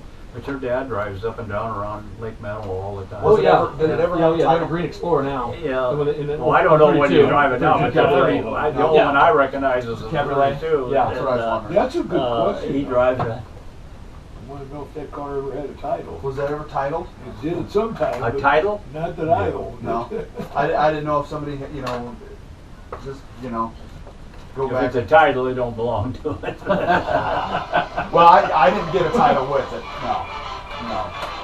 I knew nothing about the buying and where he got it or where it came from and all. And, at that time, if we made a $20 contribution, it was a big sponsorship, you know. And he kept getting 20s all the time, you know, and all. Even when he was running the red car, well, we had him from 32nd Arbor, you know, his red 40 coupe. Okay. But he beat the shit out of us, I'll tell you, I'll give him credit for that. He had a Chet Herbert roller cam in the first one I ever heard of. Never heard of Chet Herbert. Really? Well, I still have the. That's the cam that was in my Huh? Chad Herbert roller, that one in my old, my 50. I even have the original grill shell still with this car. It made it all that way with the original hood. The grill shell still knocked out at the bottom right here, just like it is in this photo. You know? So I'm surprised that the grill shell made it that far. Yeah, that the car, well, if it was in pieces and parts, yeah, it's amazing that it's back to that shape, yeah. See, I don't know. There's nothing that really shows that it was ever taken apart, other than maybe he had the doors and the deck lid off of it. Yeah, I had no idea you're an off-road racer. Huh? You're the man, dude. Off-road racing Yeah. here too. I mean, wow, that is so cool. that was So cool. Sorry, That- I just that- wanted that to was- say that because that's awesome, right? That I was had no that was idea. a fun trip. Oh, I can imagine. Sorry, I didn't want to. Oh, no. Yeah. Wow. Legendary. It's amazing. Yeah, there were them guys in there that's, So, well, no, Milt Morrison. Milt, Don Sears, I Vaughn. don't remember him or not, and Dick Vaughn. You know, okay. do you think that chopped grill shell was original from when they built the car when you were involved, or did they chop that windshield later on, or was it always been a chopped 33 grill? Oh, it was Not always windshield, chopped. I mean- They call it the mail slot. Yeah. And You I- know, that's the car with the back window. You know, it was like a mailbox slot. Oh, it is. And they Yeah, nicknamed it's an inch. it the mail slot. You Yeah. know, and then that was way back when. And originally, when he Right. chopped it, it was that low. Right. So when he first got it, it was chopped. He chopped. No, it. no, they chopped it. Right when they got it, they chopped it. I would imagine Yeah. so. Yeah, I Do you think that? like I say, their shop. They moved into that shop down there, and I Yeah. don't. Do you think the grill shell's always been chopped low, or Well, I would think they all done it at the same time. All They did it kind at of the make same the time, car. yeah. I don't know. would you agree with that too? Probably not. Except, yeah. What happened to the grill shell from all them 34s you guys took to the stock car? Did you look for them in the back room? Are they stacked up back there? Did you find them? Yeah, there's a big pile. Trust me, if he had them now, he'd be Oh, That's what somebody was saying, them 32s had that bar that went across between the fenders with the headlights on them. Gas station there. And he said, boy, people think, wow, You know, those we'll are show really this one. hard to find. Well, He says, those ain't hard to find. okay, It's it's hard more- to yeah, find. I It's cropped a it, little yeah. V8 This is the emblem, same V8 photo. because of the metal Right on here. it. Yeah. If you could find that V8 thing Yeah, somewhere, same- then yeah, you but I got cropped it something. so you can see more of the structure here. Do you think it was an old gas station down in your part of the woods? Any Probably idea? where they broke down on the way to It's there. very possible. I don't We know just where thought, that- yeah. You know, that ain't. Doesn't look familiar or anything. Mm-hmm. Yeah. Thank you. Talking about front wheel brakes and rear wheel brakes, you know, stopping, that's for after the. After the finish line? After the Yeah, races. you didn't worry about it Worry about before. that later. Right. Did you ever have front brakes on the car at all, or was it always like so? We get the, you sit around here for 20 years and don't even look at this crap, and then all of a sudden we, the good thing my wife took all these pictures because, and there's all kinds of DVDs and tapes that we've got there that are, you know, of our Bonneville car and of all the stuff in building and all the Yeah. people just standing around, and Absolutely. as long as you can relate to them, you know, if they're your pictures, you can kind of relate. But, and all them, well, look at them books up there. They're all intermingled as all full kinds of cars, cars. yeah. You know, cars Right. that we owned and cars that we built. Oh yeah. So what do you guys know about the Playboy Coupe? You The what? recall it was the Playboy Coupe? Do you recall it? It was another chopped 34 that was in town. Well, It had a setback, and it had a Playboy. You know, had a rabbit on the grill, but it wasn't The Playboy rabbit. the yeah. Playboy well, rabbit. Ross has had one. And what was Ross's? The lemon? Oh, or- is it Jerry Ross, yeah. They had crate, one, the lemon crate. crate. I forgot about that car. I got a picture of it at home somewhere. The lemon crate. It was a 34 drag car. This was supposed to be a Rebels car. Get that back for you. Yeah. Oh, sorry. You're fine. Yes, Supposedly Rebels car is George standing by it, so it had to be something. George. Astronic. That's isn't it? George. It kind of looks like an Astronic, don't it? The way he's standing Oh, okay. Yeah. there. Yeah, it does. See, I heard the car went to California, and I checked with my California connection, and my California connection passed away in May. That's Don Orozco. He died. He just passed away in May. I got a message from him on my That phone. looked like April Jerry 14th. Ross's. You know, that's not chopped near Yeah, as much. April 14th, I You got a know, message. it wasn't from him. chopped anything like this Yeah, other car. We can pass back over. He'll get back over for you. Okay. Because You know how they go. I looked up Jerry Ross on the internet and found pictures of his. How about the code of that phone? That's how I got Here you pictures go. of you with his That is engine in Astronic, it. I think. Yours. It looks like Astronic. Yeah. Now he says that. Well, I heard the car went to California. Could be. That could be Ross's old car. You can look if you look up Jerry Ross lemon crate or Yeah. Jerry? Jerry That's Jerry awesome. Ross, That's so cool. or was it the Ross brothers? How'd they race under? It was just Jerry Ross, wasn't it?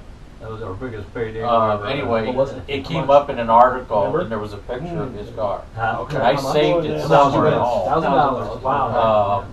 And it was Big it was time. an old. Big time. Well, actually, the engine of Well, Dad's That's how we, yeah. dragster Well, you with the think that- front That's probably what we had in the blower. car. Was that 63 When ish? it showed the Was that- picture of don't the know. top There's blower no on it, date that on it. was out Right. of that car. This car here. Yeah. Okay. Okay. He let him run it. Didn't Jerry let you run his engine at one time? What's that? In your dragster, Jerry Ross, did you run his engine, his blown engine, or Mhm. you got the yeah, and it had a story about it. Yeah, Online. as soon as you borrow something from somebody who blows up. So another guy I know his grandpa had a 34 coupe with a Bonneville cut chop on it in Council Bluffs, and he sold it in '53. But he chopped it and he left the upper hinge and had smooth hood sides on it. And he's trying to track this car down, and I didn't know if you guys have known. But here's a picture of the car. His grandpa sold it in '53 to buy his grandma's wedding ring. That's the car. Yeah. I mean, I know we're going back. Sell your hot rod to buy your wedding ring. Yeah. That's like Whatever it sounds takes. But I didn't know if that car looks familiar. Looks very, well, they all did because in '53 They all started out. I had a 34 Ford Coupe, and it had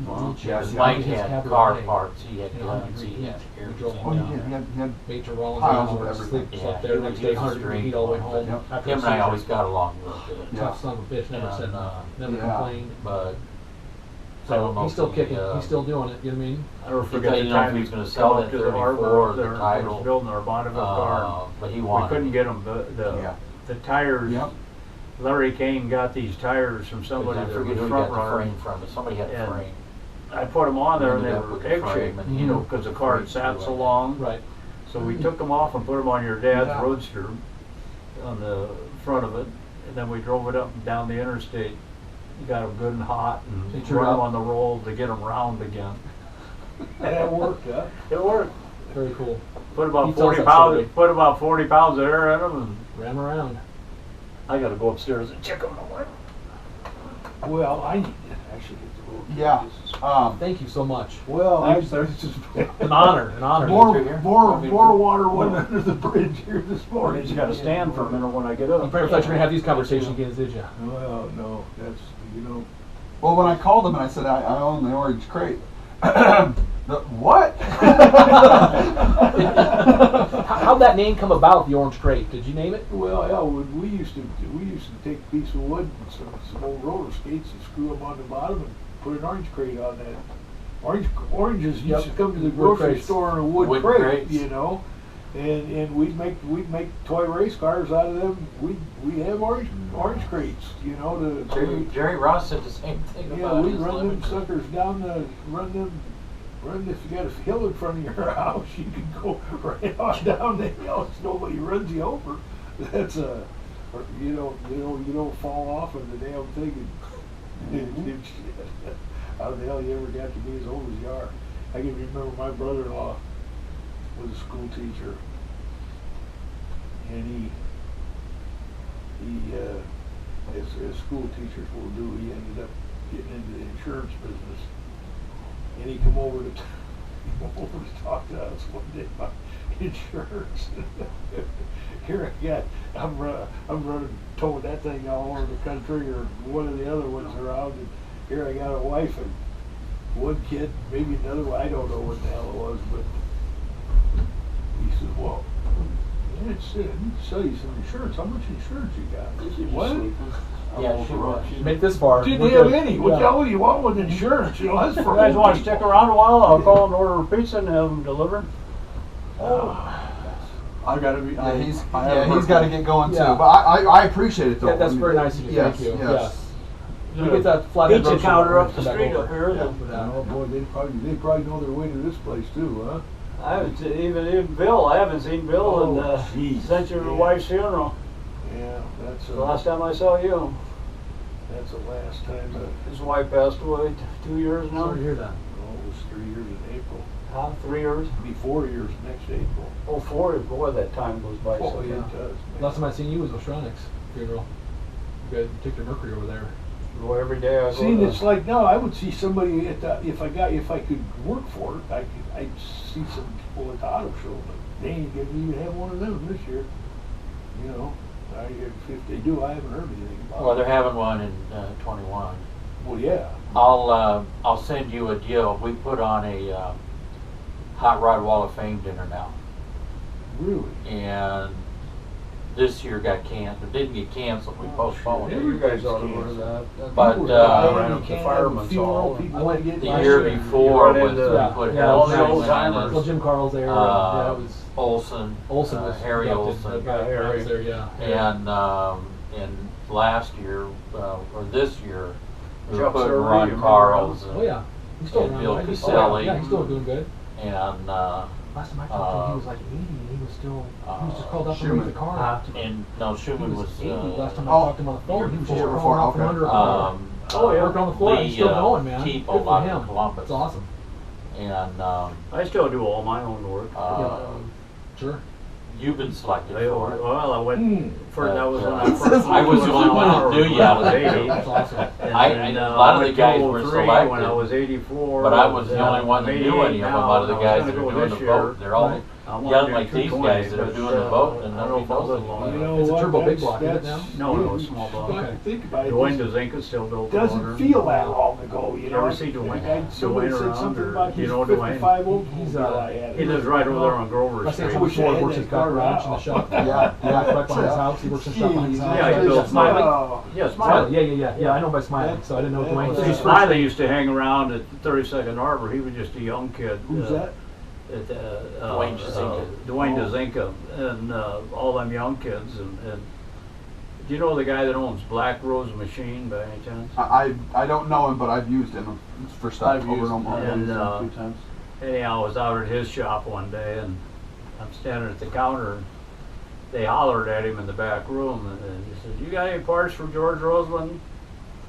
And all of a sudden, the guy back there says, "That George Roseland's the biggest prick that ever walked on two legs." And so I said, "I can't see, I can't see that far back." He built a DeSoto manifold on that V12 I worked on, and I was out picking up some pieces for it. And so I said, I can't see you, so I don't know how to answer you at all, but if you're a man at all, you'll come up and talk to me." And so he come on up. And Baldwin was his name, and I don't remember him. But anyhow, he chewed my ass out, because when he was, he was 10 years old, and I was 23, 24. And I barred him from the garage because he misbehaved, and he couldn't hang around the hot rods. He couldn't come on the property. He had to sit in that yard across the street and watch us, because every night everybody worked and had a job. Well, they'd stop by there after work, and sometimes we'd be open till 10, 12 o'clock at night, because we were building hot rods, building dragsters, building stuff. And so the kids would sit across the street or sit out there and look in, and he said, "But you barred me. You wouldn't let me anywhere around there." And I never forgot it. And I said, so then I said, "Yeah, that's really something." I said, "Have you yourself ever been 24 years old and dealing with a 10-year-old kid?" I said, "Let's put this in perspective. You know, Yeah. Hey, you little shit, get the hell out of here." Everything's in a different perspective Howard was then. one of those kids. Tommy Schonquist, Yeah. you know, he was another one. And Johnny Hochschild, and all them guys, they'd come up there with their bicycles, and you'd let them put their own air in, pop, they pop up them Right, bicycle yeah. tubes. You know. That's your fault. You had too much air there. Yep. Johnny Salcedo, he's from South Omaha, little guy, and he's got a couple Model A's and over cars and all. And he used to sneak around the corner. And he says, I'd look around the corner, and he says, if Dwayne was there, I'd run. But if you was there, I'd say, you'd help me. You'd put air in my tire. He says, Dwayne told me, get the hell out of here. Don't ever come back. But anyhow, the guy kind of laughed after a while. He says, I hadn't heard that name in I don't know how many years. But he was just having fun with it. Right. But that's the stories you get when you go out amongst Oh yeah. car people. Absolutely. You don't recognize them anymore because we all look so different. Oh shit. Yeah, it's hard to believe. What kind of floor did this have in it? Anybody recall?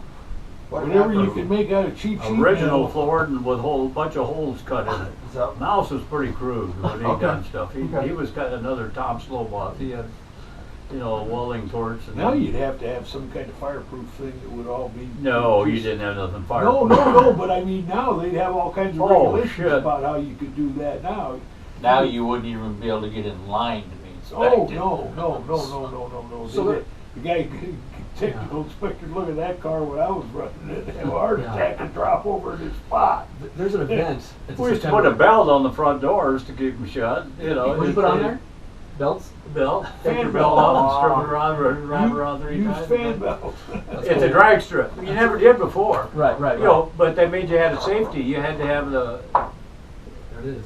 Something wrapped around the you had to have the safety, and the safety inspector, if you took your belt off, would use that. But You can get away with it. Yeah. There's a September event at Bonneville, the USFRA World of Speed it's called, and at that not Speed Week, it's the next month, and there's a streetcar class, yeah, and it's a standing mile, and I think the vision would be is to take it out there and run that standing mile course. So if you just have your tires have to be speed rated, and a helmet and a fire extinguisher, of course, probably some decent suspension put together correctly. But I think that would be the vision, to get it back on the salt and just run that 130-mile-an-hour course, and then possibly build a cage that would go the 150 course, possibly. You know what I mean? Depending on what that would take, and it feels. I don't think they'll. Rich Venza, I don't know if you know him, used to work down at Speedway. Remember the guy you had the Rolls Royce street rod dad? Yeah. Mm-hmm. He worked for Speedway. He bought my Clanton. I used to own Clanton's dragster, Olds Power dragster. I bought it from Clanton's, and he got it from me. And what he does now, he's retired. He buys these old dragsters. He's back east, and they've got a regular circuit back there now with the old 50s dragsters that they run. Well, He just got done another one done who the now. hell checks them out to make sure they're up to snuff? Everybody that knows what they really needed to look You like. run what you brung, and probably gotta wear a nut cup now. Yeah. But, Yeah. You know, Put a giant chunk of steel over it, and yeah, we're good. But no, they're Full of he the bell house restores them right back the way they were. I mean, if you need anything as far as He's something like them cars. I don't think he even had stuff them like bell that, housing he's shit, on did you? Facebook. One brake line and a Yeah. handbrake. Well, Doesn't I'll he really for the need clutch. some of the stuff Yeah, that till he's later. strictly Yeah, that- rails. When we went to the Okay. dragsters we had, you There's, can see the dragsters how we one just took a site piece of that I'm steel on, I'll try and send it to welded you. it into the frame. It was part of the body. Some of the stuff that It wasn't they've got, now. You they're got to have the really belts. And They the got some blankets old and coops, Right. and they've all got the some stuff around Alders them. and stuff like that on there. If you These ever guys get are time restoring and you them. go to Florida, So, I don't know if you ever yeah, go to definitely. Florida. Yeah. Not very often. I went down there and I got in with some guys down there, and they said that the guy said, we're gonna take a tour of Garlitz's place, and Don is gonna give us a personal tour, but it's gonna cost $25 a person. So I paid $25 and I went down there and went down there. Worth every We bit. didn't go through the museum at all. We went in his back room where he works on the cars. Wow. And he had every Ford flathead from 32 on up through the Ardens and everything, 40 all lined up. horse was the first one. And every one of them starts up and run. And he went along and explained the history on each Ford flathead. And I zinged old Harold Schumann when I come back, and maybe your dad, I could zing him, that if you had one of the early 32 Ford V8s and the carburetor on it don't set like the regular carburetor, it set sideways on it. The carburetor wasn't straight, according to Don. Now that Don's telling the story. And then they changed it to, they twisted the carburetor right, and the oil pan is aluminum. Yep. Way back on them early 32s. But he explained every Ford flathead all the way up through the Ardens, and then he started the Arden. When they started that Arden, you could just, the overhead, Hear the Hemi lifters Harden, rattling. the difference in the way the exhausts come out, Mhm. you know, Well, doesn't he have in there now a room? Seems like we went to that, my wife and I were down there one time, and I said, I want to go to that museum when we're close enough to get there. So we went, and she's getting stuff out of the car. I said, what are you going to do? She says, I'll just sit here in the shade. You go look around in there. And she didn't care for museums much, as a general rule. And I said, no, you aren't sitting out here. I may be gone for a few hours. You might want to come in. Let's go. well, the problem is, if you listen and you read the plaques, you're That there place forever. was neat Right, when you got in there. Oh, yeah. She started reading all that stuff, and pretty soon she said, "Hey, come here, look at it. Read this. You know, Yeah. look at this." And there was, what year do you suppose it was? Cook and Bedwell came through here, and it was the first time anybody ever saw a California car, man, big fuel car from California. First time anybody around here ever saw a car that would pull and high direct drive off the starting line. And oh God, we had to go to Sioux City to see that. That was the biggest show anybody ever saw at the time, you know. And they were on their way to the Nationals, and they're just paying some bills and stopping here on the way to put on a little show and collect a little geeters to keep going. They went off to the Nationals, and after this awesome thing we seen, they got beat by this guy named Garlitz. And I said, good Lord, what? You know, how can anything be fast? When we get down there, we're walking through that museum. I walk around the corner, and here sits that little blue car, Cook and Bedwell's, is in that museum. Wow.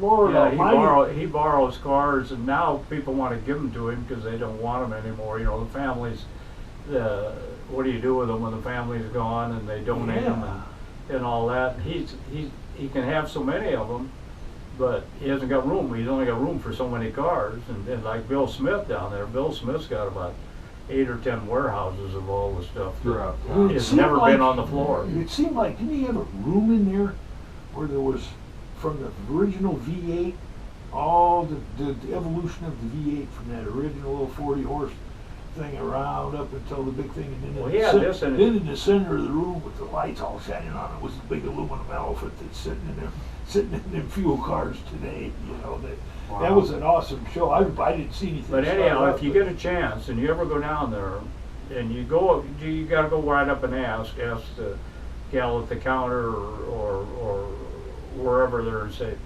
I'm interested in a personal tour because he's doing it now. And to have him give you that personal tour and all. yeah, So I went up and talked to him afterwards, and I says, Don, you don't remember this, but I remember you. You came to Omaha, Nebraska, cherry picking out at Flightland, and he won top eliminator that day, and he was on his way to California with the swamp rat the first time. Garbage. Wow. Isn't that when he raced And the shoe he or tells the something? story how they left Florida and he'd go to these little drag strips and win all the prizes on the way up. But anyhow, he was leaving Flightland and the day's over and he's got his money and all, and he took the corner to go back on the highway to come back towards Omaha, and he bent his trailer axle, just bent. And Don only had his wife with him. He didn't have any help, he didn't have anybody, but he'd get what he called grunts. You know, wherever he go, everybody wanted to help Don Garland. You know, he had more help than he knew to do it. So, anyhow, I don't know how I got involved in it, but anyhow, I got involved in it because I knew Shorty Cook. And I think I might have called you, and you called Shorty. This was at 9 o'clock on a Sunday night. And you know what it's like to talk to Shorty Cook at 9 o'clock on a Shit. Sunday night? He's busy working. He is so owly and grunchy. Take the son of a bitch somewhere, do this and that. I told him the story that we had to get this axle repaired for Don Garland because he's on his way to California. And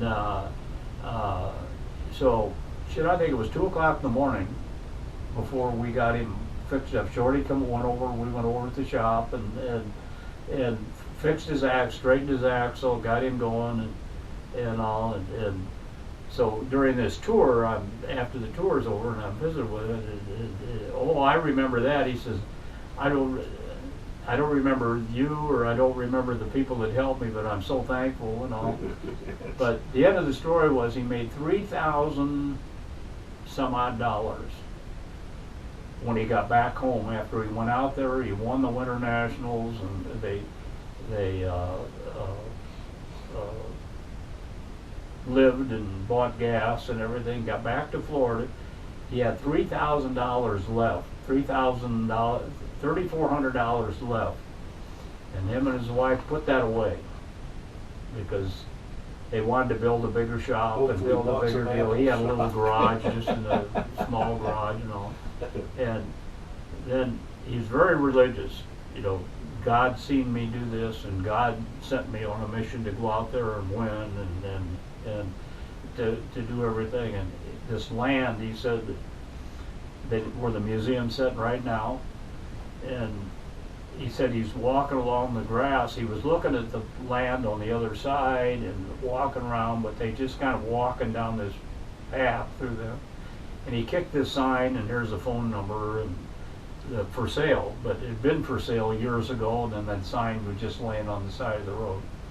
So he called the number and talked to the number, and anyhow, long story short, he buys the property, and that's where the museum's at today. And he says, God told me, you know, he's going on. God said, kick that thing and see You- what's on that side. You go through the whole story, but the interesting part was all the flatheads and the way he talked about the 32s and the bodies, the 32 Murray body compared to the 32 Ford body. Mm-hmm. And Henry Ford argued with his family that they didn't want to build that 3-window because of the woman's car for New York is what they originally built the 32 Ford for, according to him.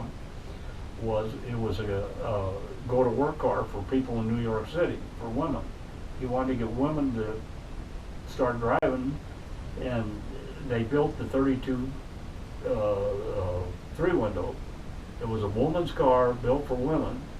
And then Henry said, nah, they ain't gonna sell, we can't do it. So Murray built the bodies for him on a few of them. And then Henry, when they started selling, he said, bullshit, kicked Murray out and started building them. Henry It's was little pretty pieces smart, of history too. Right, that you don't know. that you never know. You know, like if I told you, I said, you're driving a girl's car. You got a Murray body. You know? If you got a Murray body, well, no, it was a girl's car, because Right. that was what it was.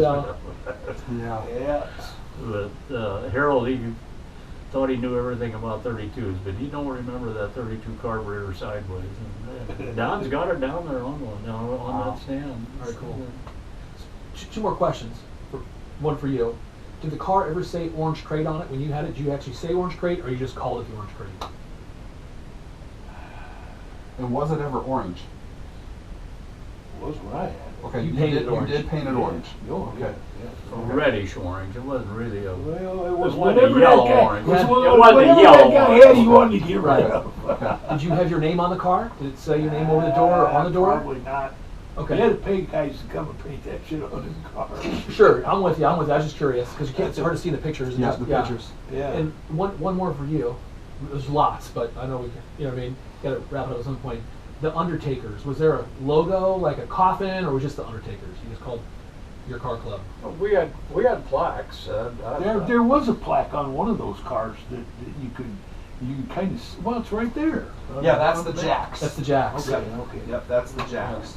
Okay. But there is a website where you can go where all these old. But I've never seen the Undertakers anywhere. No. You had There plaques. wasn't that many of us, but the Nobody ones had, that were in it were. nobody had money to spend on that kind of shit. You just Yeah, call we yourselves probably done it Undertakers. because of the rebels. I mean, I think it was just something that. And Jack Clark, remember him from MBTA? He was the Yeah. director of And MBTA. what is that? Motor Vehicle Transportation? Missouri Valley Missouri- Timing Association. Yeah, Okay. MBTA. Yeah. All right. And so you had to be sanctioned with them to have your club run at their events type of thing? or- No, the MBTA was kind of the district, you know, and then these different clubs started popping up, the Road Stars in South Omaha, and Well, it wasn't the Rakes. Missouri Valley Timing Association was affiliated with the National Hot Rod Association. Right. But Kohlberg's was a big pusher in that. The Kohlbergs and Clark was a big Kohlberg. And Terry Frist, remember Terry Frist? Not Terry, but Terry's dad. Correct. What was his dad's name? Um, Terry. was it Terry G? I don't think so. I don't remember his He dad's built first that, name. and them guys, they was kind of and then Gene Kidderlawn, they kind of Oh shit, forgot that name. brought him in there to be an organization. Then they come around with that safety safari wagon, and who's the guy from Fremont that Jerry? He lived in Fremont. He was with that, you know, kind of the. We didn't like him because they was kind of the officials group, and you never liked anybody that's always passing rules and giving Sure. you rules. The authority, absolutely. Yeah. Man, rules and regulations just make everything harder and cost more money. Yeah. Right. And Yeah, shit, we're having fun. Leave us alone. You're doing fine for you got here. We ain't killed ourselves yet. We're good. Yeah. We're all right. Yeah, it's like I was just telling somebody the other day. They had drag races on TV, and well, I was talking to brother-in-law in Phoenix once, because I went to. You were talking about nitro cars, and I went out there one time to Phoenix when they were living there, because the drag races would be there. And these guys got this big old fuel car up on up on the stands, you know, and they're getting everything ready to go. And I looked at what they're doing. I thought, shit, they're going to start that sucker. And they got the hell out of the road. Boy, he's standing right there with his snoot about 20 feet behind him, headers, you know, and he's just watching. And I moved way over there, and I'm watching him. That thing hit him with a blast of nitro fumes in the face. And he comes staggering out of there. Crying. And finally he's looking around for me, and he's, what are you doing? I moved. I knew what was happening. Yeah. I knew what was I about to knew what was happen. coming out of that thing when they started. Old Connie Coletta, when he was a kid, and Bobby Ellick, when you could see them two guys together, and they was both jelly bellies. They called Bobby Ellick Jelly Belly, because he had as a very young person, he was just huge, and everybody. But he'd work on something, and then he'd go like that with his hands on his shirt, and he'd wear that shirt for 3 or 4 days. And we'd go to restaurants, we go everything here, it's all greasy and stuff. Yeah, but Connie Coletta was the same way, and then guys would sit down like from here to there, and you just laugh your ass off because one was trying to out-bullshit the other one. That'd been awesome. That'd be a good conversation right there. Connie Coletta's still around. Oh, yeah. And still out there and still involved. That's what I was telling brother-in-law. But every time I look at him, I look at Bobby Ellick. I'm watching the drag races on TV, and the phone rang, and it was him, and so we're talking, and I says, remember when we went to drag races out there in Phoenix? Well, that's another thing. I set him right by about 20 feet up from the starting line, and I put my earplugs in, and I didn't say nothing to him, you know. The first time they took off, why Yeah. you know, he says, what do you got, earplugs in? I says, yeah, I've been to the races before. But anyway, I was telling him, I says, look at these guys. I said, now, you know, they used to race a quarter of a mile.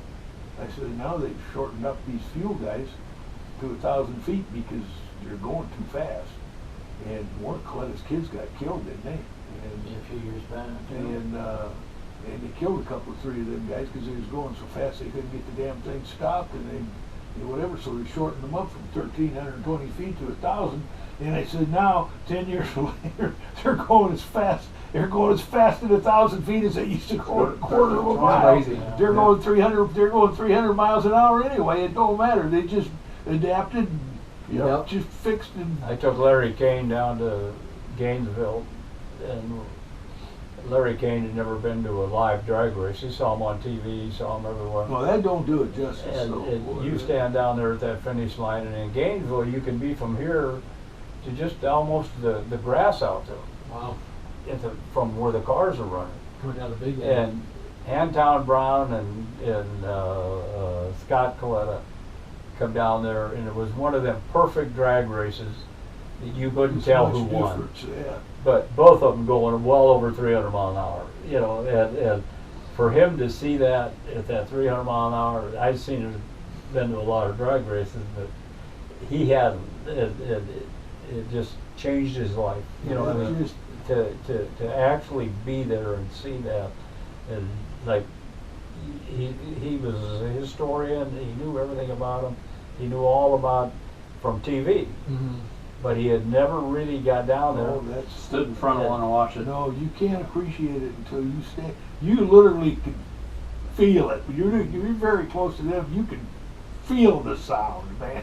If you had total protection on your ears, where you could feel it in the air. You can feel it on your body. That is just, man. That's such a good Lord. I asked one of them guys. I'm watching them. They got the heads off of this car, and I asked him. I said, you know, years ago I used to play with this game, but I said, well, you got these.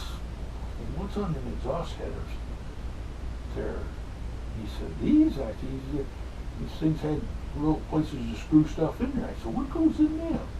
He said, well, the computer sensors. O2 sensors, so I know how much fuel each cylinder Holy getting. shit, this is getting really complicated and technical now, boy. This is We like turn the screw. Yeah. It's too rich. Turn it around. A Yeah. little bit more. The difference in drag racing today is it's a starting line. So it's all at the starting line. It's all your reaction time. They're water level. They don't even. They can go They could shut them down in an eighth mile. It wouldn't make any difference. That's all they You know, got. I mean, They the got weather- gas. Two buttons. Stand still, mash the gas, 2 buttons. That's it. They, Shifts by itself, And- brakes by itself There ain't almost. no- and there ain't plug, no shifting plug in going their on. ass so they don't shit their pants. Yeah, that's We sold our dragster when they closed the last race at Flightland. We run out there, and at that point, the dollar to race. You know, Dwayne and I was raising families, and we were young and didn't have the money to go on, and you just couldn't afford to go Well, on. it Never went did from run it the went from a courthouse, hobby never to a did. business. Huh? It went from a hobby to a business. You know, and now look at John Force. What the hell? He comes to a race. He's got like 4 cars. Somebody said he brings his own weather station with him, and you know Now he's bankrupt. they're counting water droplets in a liter of air. You know, and He ain't racing this year. Well, Car you gotta. What was it? 40 years ago when Alec wanted to buy a car from that guy, and I remember you saying he told him, he said, well, I probably won't be able to make it run like you. He says, I'll bring it to the races and qualify it for you. He said, but then here's the good part now. He says, when I qualify you, you pay me for it. And he says, then if you've got $1 million in the bank, he says, in a year you'll be broke. Bobby Ellick was going to buy a car from Don Perdome. Perdome. Yeah. Remember when he was in by that car? Yeah. And Perdome was going to guarantee it. They were going to take it to Indianapolis, and Perdome was going to qualify the car for the top 16, and then walk away. And that was a long But time when he ago. walked, yeah, a long time ago. But when he was going to walk away, that was only $1 million at that time. Yeah. And Bobby Ellick had all these sponsors lined up. One of them was Ed Edwards from McDonald's, that owns the McDonald's stores. He owned them in Bellevue and Mark Edwards. they kind of the outlying area of Omaha. He never owned them in Omaha itself. And he was going to sponsor him, and he had all these sponsors. So Bobby was always forceful and all, and talking through the top of his head most of the time on money, because he, oh yeah, these guys are going to give me the money, and so he kept pimping Perdome, and we're getting close to Labor Day to go to Indy, and so Perdome's going to sell him the car, and he kept telling Alec, he says, are you financially strong enough to buy this car, or you got your money lined up? And Bobby, oh yeah, they all told me they're going to go with me. They all told me they're going to go with me. And he said, but I'm going to tell you something. He said, if you got $1 million to give me for all the stuff he had, his whole race deal and all, it's going to take money to operate this car. And he says, I think you better have your hands on it. He says, I don't care about the million, because that's not going to be borrowed money. But he says, if you borrow money to buy it from me, you're not going to be afford to campaign the car. Just trying to be, intelligent. Hey, a long story short, would it come time for Bob to come up with the first $1 million, he couldn't do it. The sponsor ain't going to write him a check on going to buy a car. That was more money then than it is now. And so, anyhow, the deal fell through, but him and Perdome were pretty thick there for a while. Perdome, he was in and out of Omaha here talking to Bobby, and Bobby was a pretty convincing guy. The snake. They called him the mulatto, because he's half black and half white. And that Munchie and all them guys out of Homey out there, they had him out there. You could never do that anymore. No. He's out there, and you got them. They drink so much that they didn't know what they was doing. And Bobby Ellick and Chad, remember Chad? He pulled Howdy's dragster with a rope. He'd pull it back they never pulled it back with a car. They'd pull it with this Chad would just kind of pull it back manually. And pull it around the starting line, pull it around, and Chad and Bobby Ellick got in a vodka contest and all. And Chad passed out, and he was Ellick's size. And you try and get a 300-pound guy out through a gate that is drunk and can't move, that was a chore. And Don Perdome there just... So Flightland drag strip, that's where you raced. And was that drag strip around like in the late 40s? Was it that early where they were racing out there? Or Well, Scribner was the first one. okay, When they opened up Scribner, and that's where we always went up to Scribner in Des Moines, built their drag strip, Sioux City airstrip, Grand Island, and was Lincoln out there at the air base? It was off the air base. Yeah, but that was a private deal. It's the Very Air, few people raced it's the out Air there. National Guard facility now. You're saying in Lincoln was Where we private? used to race. It Offutt. Oh, they raced it off it for a while. If you didn't, if you wasn't on the end, Jack Nichols and Tom Sloboth, Tom Sloboth is the one that set it up. General LeMay was here, and General LeMay was he was the hot dog, but a guy by the name of John Piercy was General LeMay's crew chief, and General LeMay raced Allards, and he had Cat Allard and a Hemi Allard, and he liked Hemis, actually John Piercy brought it out there at Surfside and raced it one day out there. If the world would have known it was General LeMay's car, could you imagine what they would have done today? Yeah, sure. But anyhow, John Piercy talked General LeMay into letting us use the main runway at Offutt. And we went out there and raced out there on Sunday mornings. We had 3 races out there, that I think it was 3. And Jack Nichols, the Nichols Radiator Shop on 31st and Leavenworth, that was another hot rod place. And Jack Nichols, they had him and John something from North Omaha. I lived out by that weather station out there in North Omaha, and I got a picture on that tape of him. And they had a roadster, and they broke a fuel line and started a fire. Boy, here come this goddamn military shit out there. But that was the end of our racing. We was banned from then on. You know, we were not supposed to be there. Now John Piercy probably asked me, hey, I want to bring some buddies out here and drag a race on there on Sunday. Is that all right? And he probably just nodded, yeah, go ahead. The general says And it's forgot okay, what he it's told okay. him, and then we went out there. And, Yeah. well, LeMay told us we could do it. Well, boy, he's a general. If he told you could do it, you could do it. We pull up there to that front gate, the goddamn old car, the ground toe and a hot rod, rusty old hot rod behind it and all. And Go ahead. and LeMay said, you're in, you know, Them days are gone. Man. Now you can't go up there without telling them your blood type. What are you here for? I got to see something. Well, what's your blood type? How long you been alive? What was Yeah. Let's see What'd you eat for your breakfast? temperature. Yeah. Yeah. said, I went to a wedding out there probably 20 years ago, and just to get to the reception hall, I had to damn near sign my life away. Sure. Yeah. Absolutely. That you had, but I'll show you the first 2 trophies that Scribner ever gave out, and that was in '53, I think. They got dates on '53, and the first 2 that I ever won with that '39 Coupe, and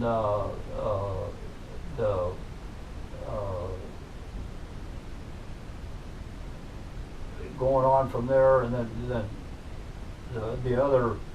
the names and the people, and Yeah. remember Charlie Ward, the fireman on 33rd, and he's on L Street, just in that fire station. They lived in that fire station, his family did. Oh. And he had a 55 Thunderbird, a black 55 Thunderbird, and he bought brand new and took it out there the first day with the transit stickers, and he was drag racing it. Al Burdick, Malvern, Iowa, bought a 55 Chevy from Rosenovak Chevrolet. And I went with him down to Rosenovak to pick it up, brought it to 32nd Harbor, and Got it ready to that go night to we had races. I changed the run ratio Oh. because he had the 265 engine and a 3-speed on the column, but we didn't have time to do anything else, but we done a little reading and everything, and this one article I picked up on says that forget horsepower, change the gear ratio. Yeah. Do this, Oh, yeah. So they was racing up the hill there on Cumming Street from Tyner's, I think it was, the drive-in. Mm-hmm. And this car still got in transit places, and it's a 4-door because his dad was a banker, and his dad says, when you can buy a 4-door car for the same price as a 2-door car, you buy the 4-door car. You don't. So the kid was madder than hell. He had a brand new Chevy, but it was a 4-door sedan. It wasn't the 2-door. And we put a 411 gear in that thing, and this is, we picked it up about 11 o'clock in the morning, and at 4 or 5 o'clock in the afternoon, he's out at Tyner's, going up and down the hill just kicking ass, you know, because they only race from Half a block. from the boulevard, Saddle Creek Boulevard, down at the bottom of the hill. Yep. They They race. go towards 40th. They go up the hill. Okay. Okay. But they had to wait till 6:30, 7 o'clock till the traffic cleared and all the businesses were closed on Cumming Street there. And but man, he wiped their ass with that low gear ratio, because you only race for a block and a half, you know, and then shut it down. But John Green, the fireman, Yeah. he had he had an Oldsmobile.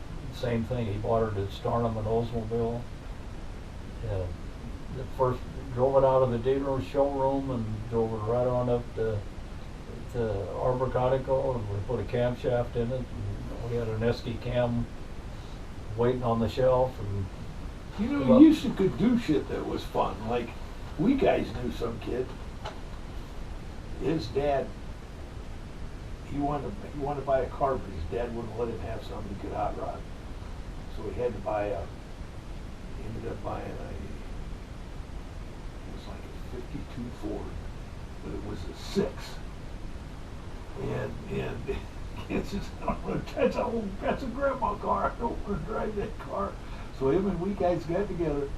We guys bought all the shit, adapter plates and stuff, so that you could put a Chevrolet engine in that Ford, put the motor together. We put all that shit, got all the shit we needed in a row down there at the Rebel's garage. Kid's dad went out of town Friday afternoon for something to do for the weekend. He brought that car down to Rebel's garage. Friday, as soon as his dad left, go out of town, we pulled that sucker in there, and Sunday morning he drove that sucker out of there with a Chevrolet V8.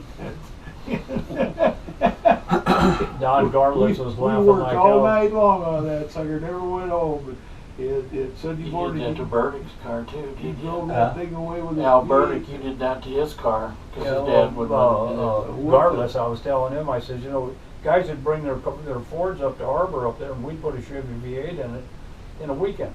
Yeah. You know, but the biggest problem we had was exhaust, because there was no exhaust bender. And so I was asking Don, I said, what'd you do for exhaust pipes? Well, I'd go to the parts house and buy tailpipes, and then we'd weld them together. And that's exactly what we done, because the tailpipes would come bent to go over an axle, so we could get pre-bent exhaust pipes. And we just cut them and put them on. But boy, that Chevy motor was made for them Fords. Boy, you just put the adapter on it, the 2 front mounts, buy that front mount motor mount that fit on the front of the engine, and Yeah, I've often wondered how long it took that kid's dad to figure out when he started that sucker. Something didn't sound right now. What's going on here? That's but. So did you drag race out by Ted's? huh? Did you drag race on 72nd out by Ted's? 72nd and You mean Flightland? Or Well, I don't know. This No. was 72nd. There was a burger joint, and then Todd's. 70. oh, Todd's. You're Todd's. thinking Todd's. Okay, a guy I work with, a cleaning guy. Yeah. He used to race back then. He raced Jane Fonda and Peter's 57 Corvette out there, and his 56 Chevy, back in the day. And he's got pictures of it and everything. Huh. But Odds on 72nd? 72nd. Yeah. 72nd there in the creek. 72nd F Dodge. Street. It's like 78th and Dodge, maybe. yeah, it was the bottom of. I guess that was the end of Dodge Street back in the day, and that's where everybody raced right there too. Yeah. Was I it don't driving? remember racing out there. Yeah. we always went to F Street. I don't remember that at all. That's Todd's, yeah. Okay. Yeah, those are the days. See, now you can't race anywhere. That had to be a long time after F Street. I'm Over not. 78th and Dodge. I remember Todd's, or the drive-in out there, but I mean, I don't remember racing out there. But it's possible. that was a long way out to the country, though. Not Well, Hillside Stables, people were going out there to rent a 72nd horse Street. to ride I can around on the remember weekend, 42nd you know. Street. 42nd Street when it was dirt. I Yeah. made a lot of money on 42nd Street. people would want to go on 42nd Street. We had a tow truck at Arbor Garage, and we'd go up there and they'd slide off the side of the road and tow 'em. 42nd Spring was city limits when I was a kid. Yeah. I could remember that. And We used to go. Dirt. Well, Wow. yeah, we would go down right a block from where Thomas More Church is now. So I went to school. We would park. That was a dirt road. We'd park on that road and walk over in there. There was a big creek that went down through them houses. We'd drive down there. It was outside city limits. Drive down there and sit in the creek and shoot doves. Wow. Very cool. Long before the interstate went in. You know what I mean? Oh yeah, no! This long was before, yeah. north. This was north of there, north of where Thomas More Church is now. The Gotcha. housing project. There was a creek went down through there. There was a dump down there too. My Down dad by grew up- Robin Hill was a Robin dump Hill, there back in the day. is the old Mhm. creek. Yeah. It's the old creek area. My dad grew up at 43rd and Spring, in a house with a dirt floor, That no was plumbing. that was outside city limits. No. When Yeah. did Ostronic hang out at your garage too then? And Yeah. Schumann and oh yeah. Jack Anderson, was he part of that crew? Oh, Jack was Jack. Well, Earl Anderson, his dad. Okay, and his Taught garage. me a Just lot about about- anybody that was anybody went to Arbor Deep Rock because it was they the all hung boat. around It was there the if you boat would. dealer, man. Now Deep Rock, is that the kind of gaseous oil? Yeah. Okay, But And Jack later Anderson- turned to Conoco. gotcha. Jack Anderson, we used to Now call that's that what it Gold all Hill is. up It's Deep Rock. there. And That's from fracking. his dad, Earl, They were just was before a their super guy. time. And Earl passed away a while back. Well, so was Jack now. Yeah.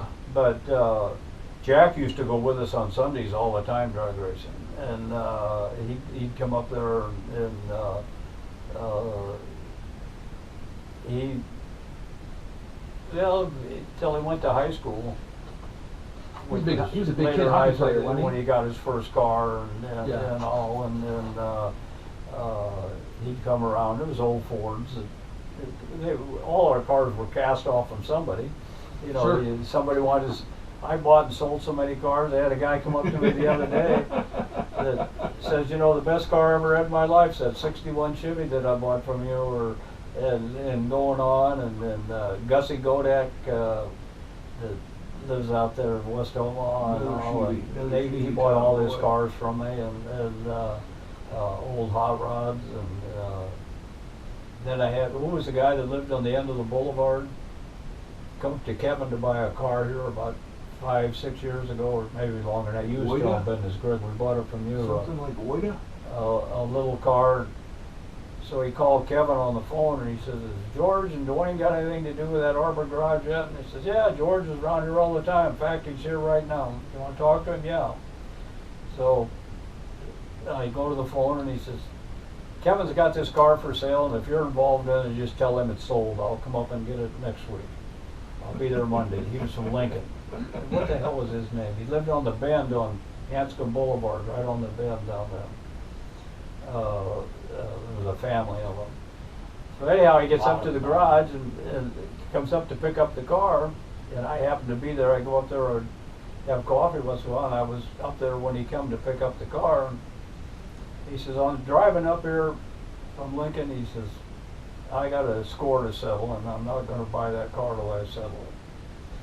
And he come up to, he says, "George, come here." He says, "I'm not going to buy this car from Kevin till I square up with you. My conscience has bothered me for all these years." And he says, "You sold me a car, and I took it home, and my dad says, you can't afford that car. There ain't no way he should have sold you that car. There ain't no way you should buy that car. You can't have it. You take it back." And so I did. It was on a Wednesday or a Thursday. He says, "I promised my brother he could drive it on his date night, Friday night." Oh, boy. So my brother drove it Friday night on his date, and he wrecked the front end on it. And we took the wheel and tire off it and pushed the fender out and put the spare on it and put the tire back in and hit it and all. And I went back up to you Monday morning or Monday sometime and says, "My dad says I can't keep the car, I gotta bring him back." "No problem." You gave me my money back, and away I went. But I wasn't honest with you. I didn't tell you that I'd wrecked it and ruined the front end on it. And I don't even remember 100% of it, but anyhow, he says, "Until I pay you something for what I owe you for that deal. I'm not gonna buy this car. He's joking, of course, you know. But I said, well, give me $1. I said, if that'll clear your conscience for $1, go ahead. Yeah. But that's the stories you hear when you get old. You know, these guys come up and tell you what they done to you. Yeah. Sure. But we had black tire marks. We had police up there. Shit, they'd call me at home at night. I'd be sound asleep. And guys up there drag racing up and down 32nd Avenue. Servy was hanging around too then, yes? He was sort of that same group? Servy never hung around with us. Servy, Chuck Servany lived on 38th and Martha. His dad was an attorney, and Chuck was kind of a high-class kid at that time. And he still is, but I mean, he was well educated. Chuck went to college. Chuck's got a college degree and all that. Ostronic lived, his dad later, they moved up there and built a big brick house on 38th and Gold, or 38th and Martha. When they built that new area up there, you know, them houses up there, On the north side of the and Harrison Heights. Yeah. And George lived here and Chuck lived here. And the Chuck hung around with George and them guys, and he had his hot rods, but he was kind of a Central High type guy that didn't come. He didn't fit with He the didn't South hang High around boys. 32nd Harbor till he built the Corvette place down there. Then when he built the Corvette place down south of us down there, Down the hole, down there by the railroad yeah, tracks? Yep. and we was kind of like competition then, you know. Sure. And if you remember a guy by the name of Bill Casali that went to work for him, and he hung around because he was into hot rods. Chuck was into Corvettes at that time. And Cluza was his name. Is the guy that flipped the car and got arrested for helping the sheriff we was talking about a while back. The Cluza family. Well, that's who George Ostronic hung around with, the Cluza. And his dad was a plumber. And, Yeah, 1919 I think was when they started the company. and went on, and he was a pretty strict old man. You know, he kept a pretty firm hand on George. And as far as George bringing stuff home and having it, George really never got into cars till a little later. And He wanted to, but he just... he yeah. couldn't. But his Yeah. folks wouldn't let him. Right. And same way with Chuck. But the only thing with Chuck Servany, they lived in that real nice house up there. And Chuck could buy them cars, and there was grease running down to the street, you know. And his dad didn't like that at all. And Sure. didn't like that at all. How'd Bud Burdick tie into everything? Huh? Bud Burdick, was he around Bud then? Burdick, yeah, I Yeah. knew Bud real long. He was more of a roundy round guy, wasn't he? Was he stock car or was he drag racer too? No, they didn't do any drag racing. Roy Burdick, he had the garage, you know, his Over off brother. Yep. And Bud Burdick, he run heavy equipment, Okay. you know, cranes, and he was an operator. Gotcha. And then he drove for Bud, or for Roy, and then Bobby come along, Roy's son, Bob. Do you know him? I just knew the name of Bud Burdick because I know Jack Anderson used to help him out on their stock car stuff. He went to Right. Daytona with him when he went to Daytona and won, but they took it away from him, right? Didn't he win that race, Daytona 500 or something? They did want some other guy come up. Bobby Burdick. Bobby, it was Bobby. Okay. Yeah. But Jack, he was a great guy. Jack. Yep. You know, Yep. and, 2 o'clock before you know it. You better, yeah. getting close, We could isn't just it? keep on going Yeah, and going. it's so rolling. absolutely. Sorry for I've probably asked too many questions. I apologize. Oh. Just love the knowledge. Though. Hey, Thank you you so haven't much. got to the bottom yet. Yeah, right. We can start having coffee every month. You know. Yeah. Absolutely. You That never thing know is still what you recording, You so never know what you can find out with a cup of coffee. the sound recorded. Well, yeah, if you want to get together, like I said, I'll buy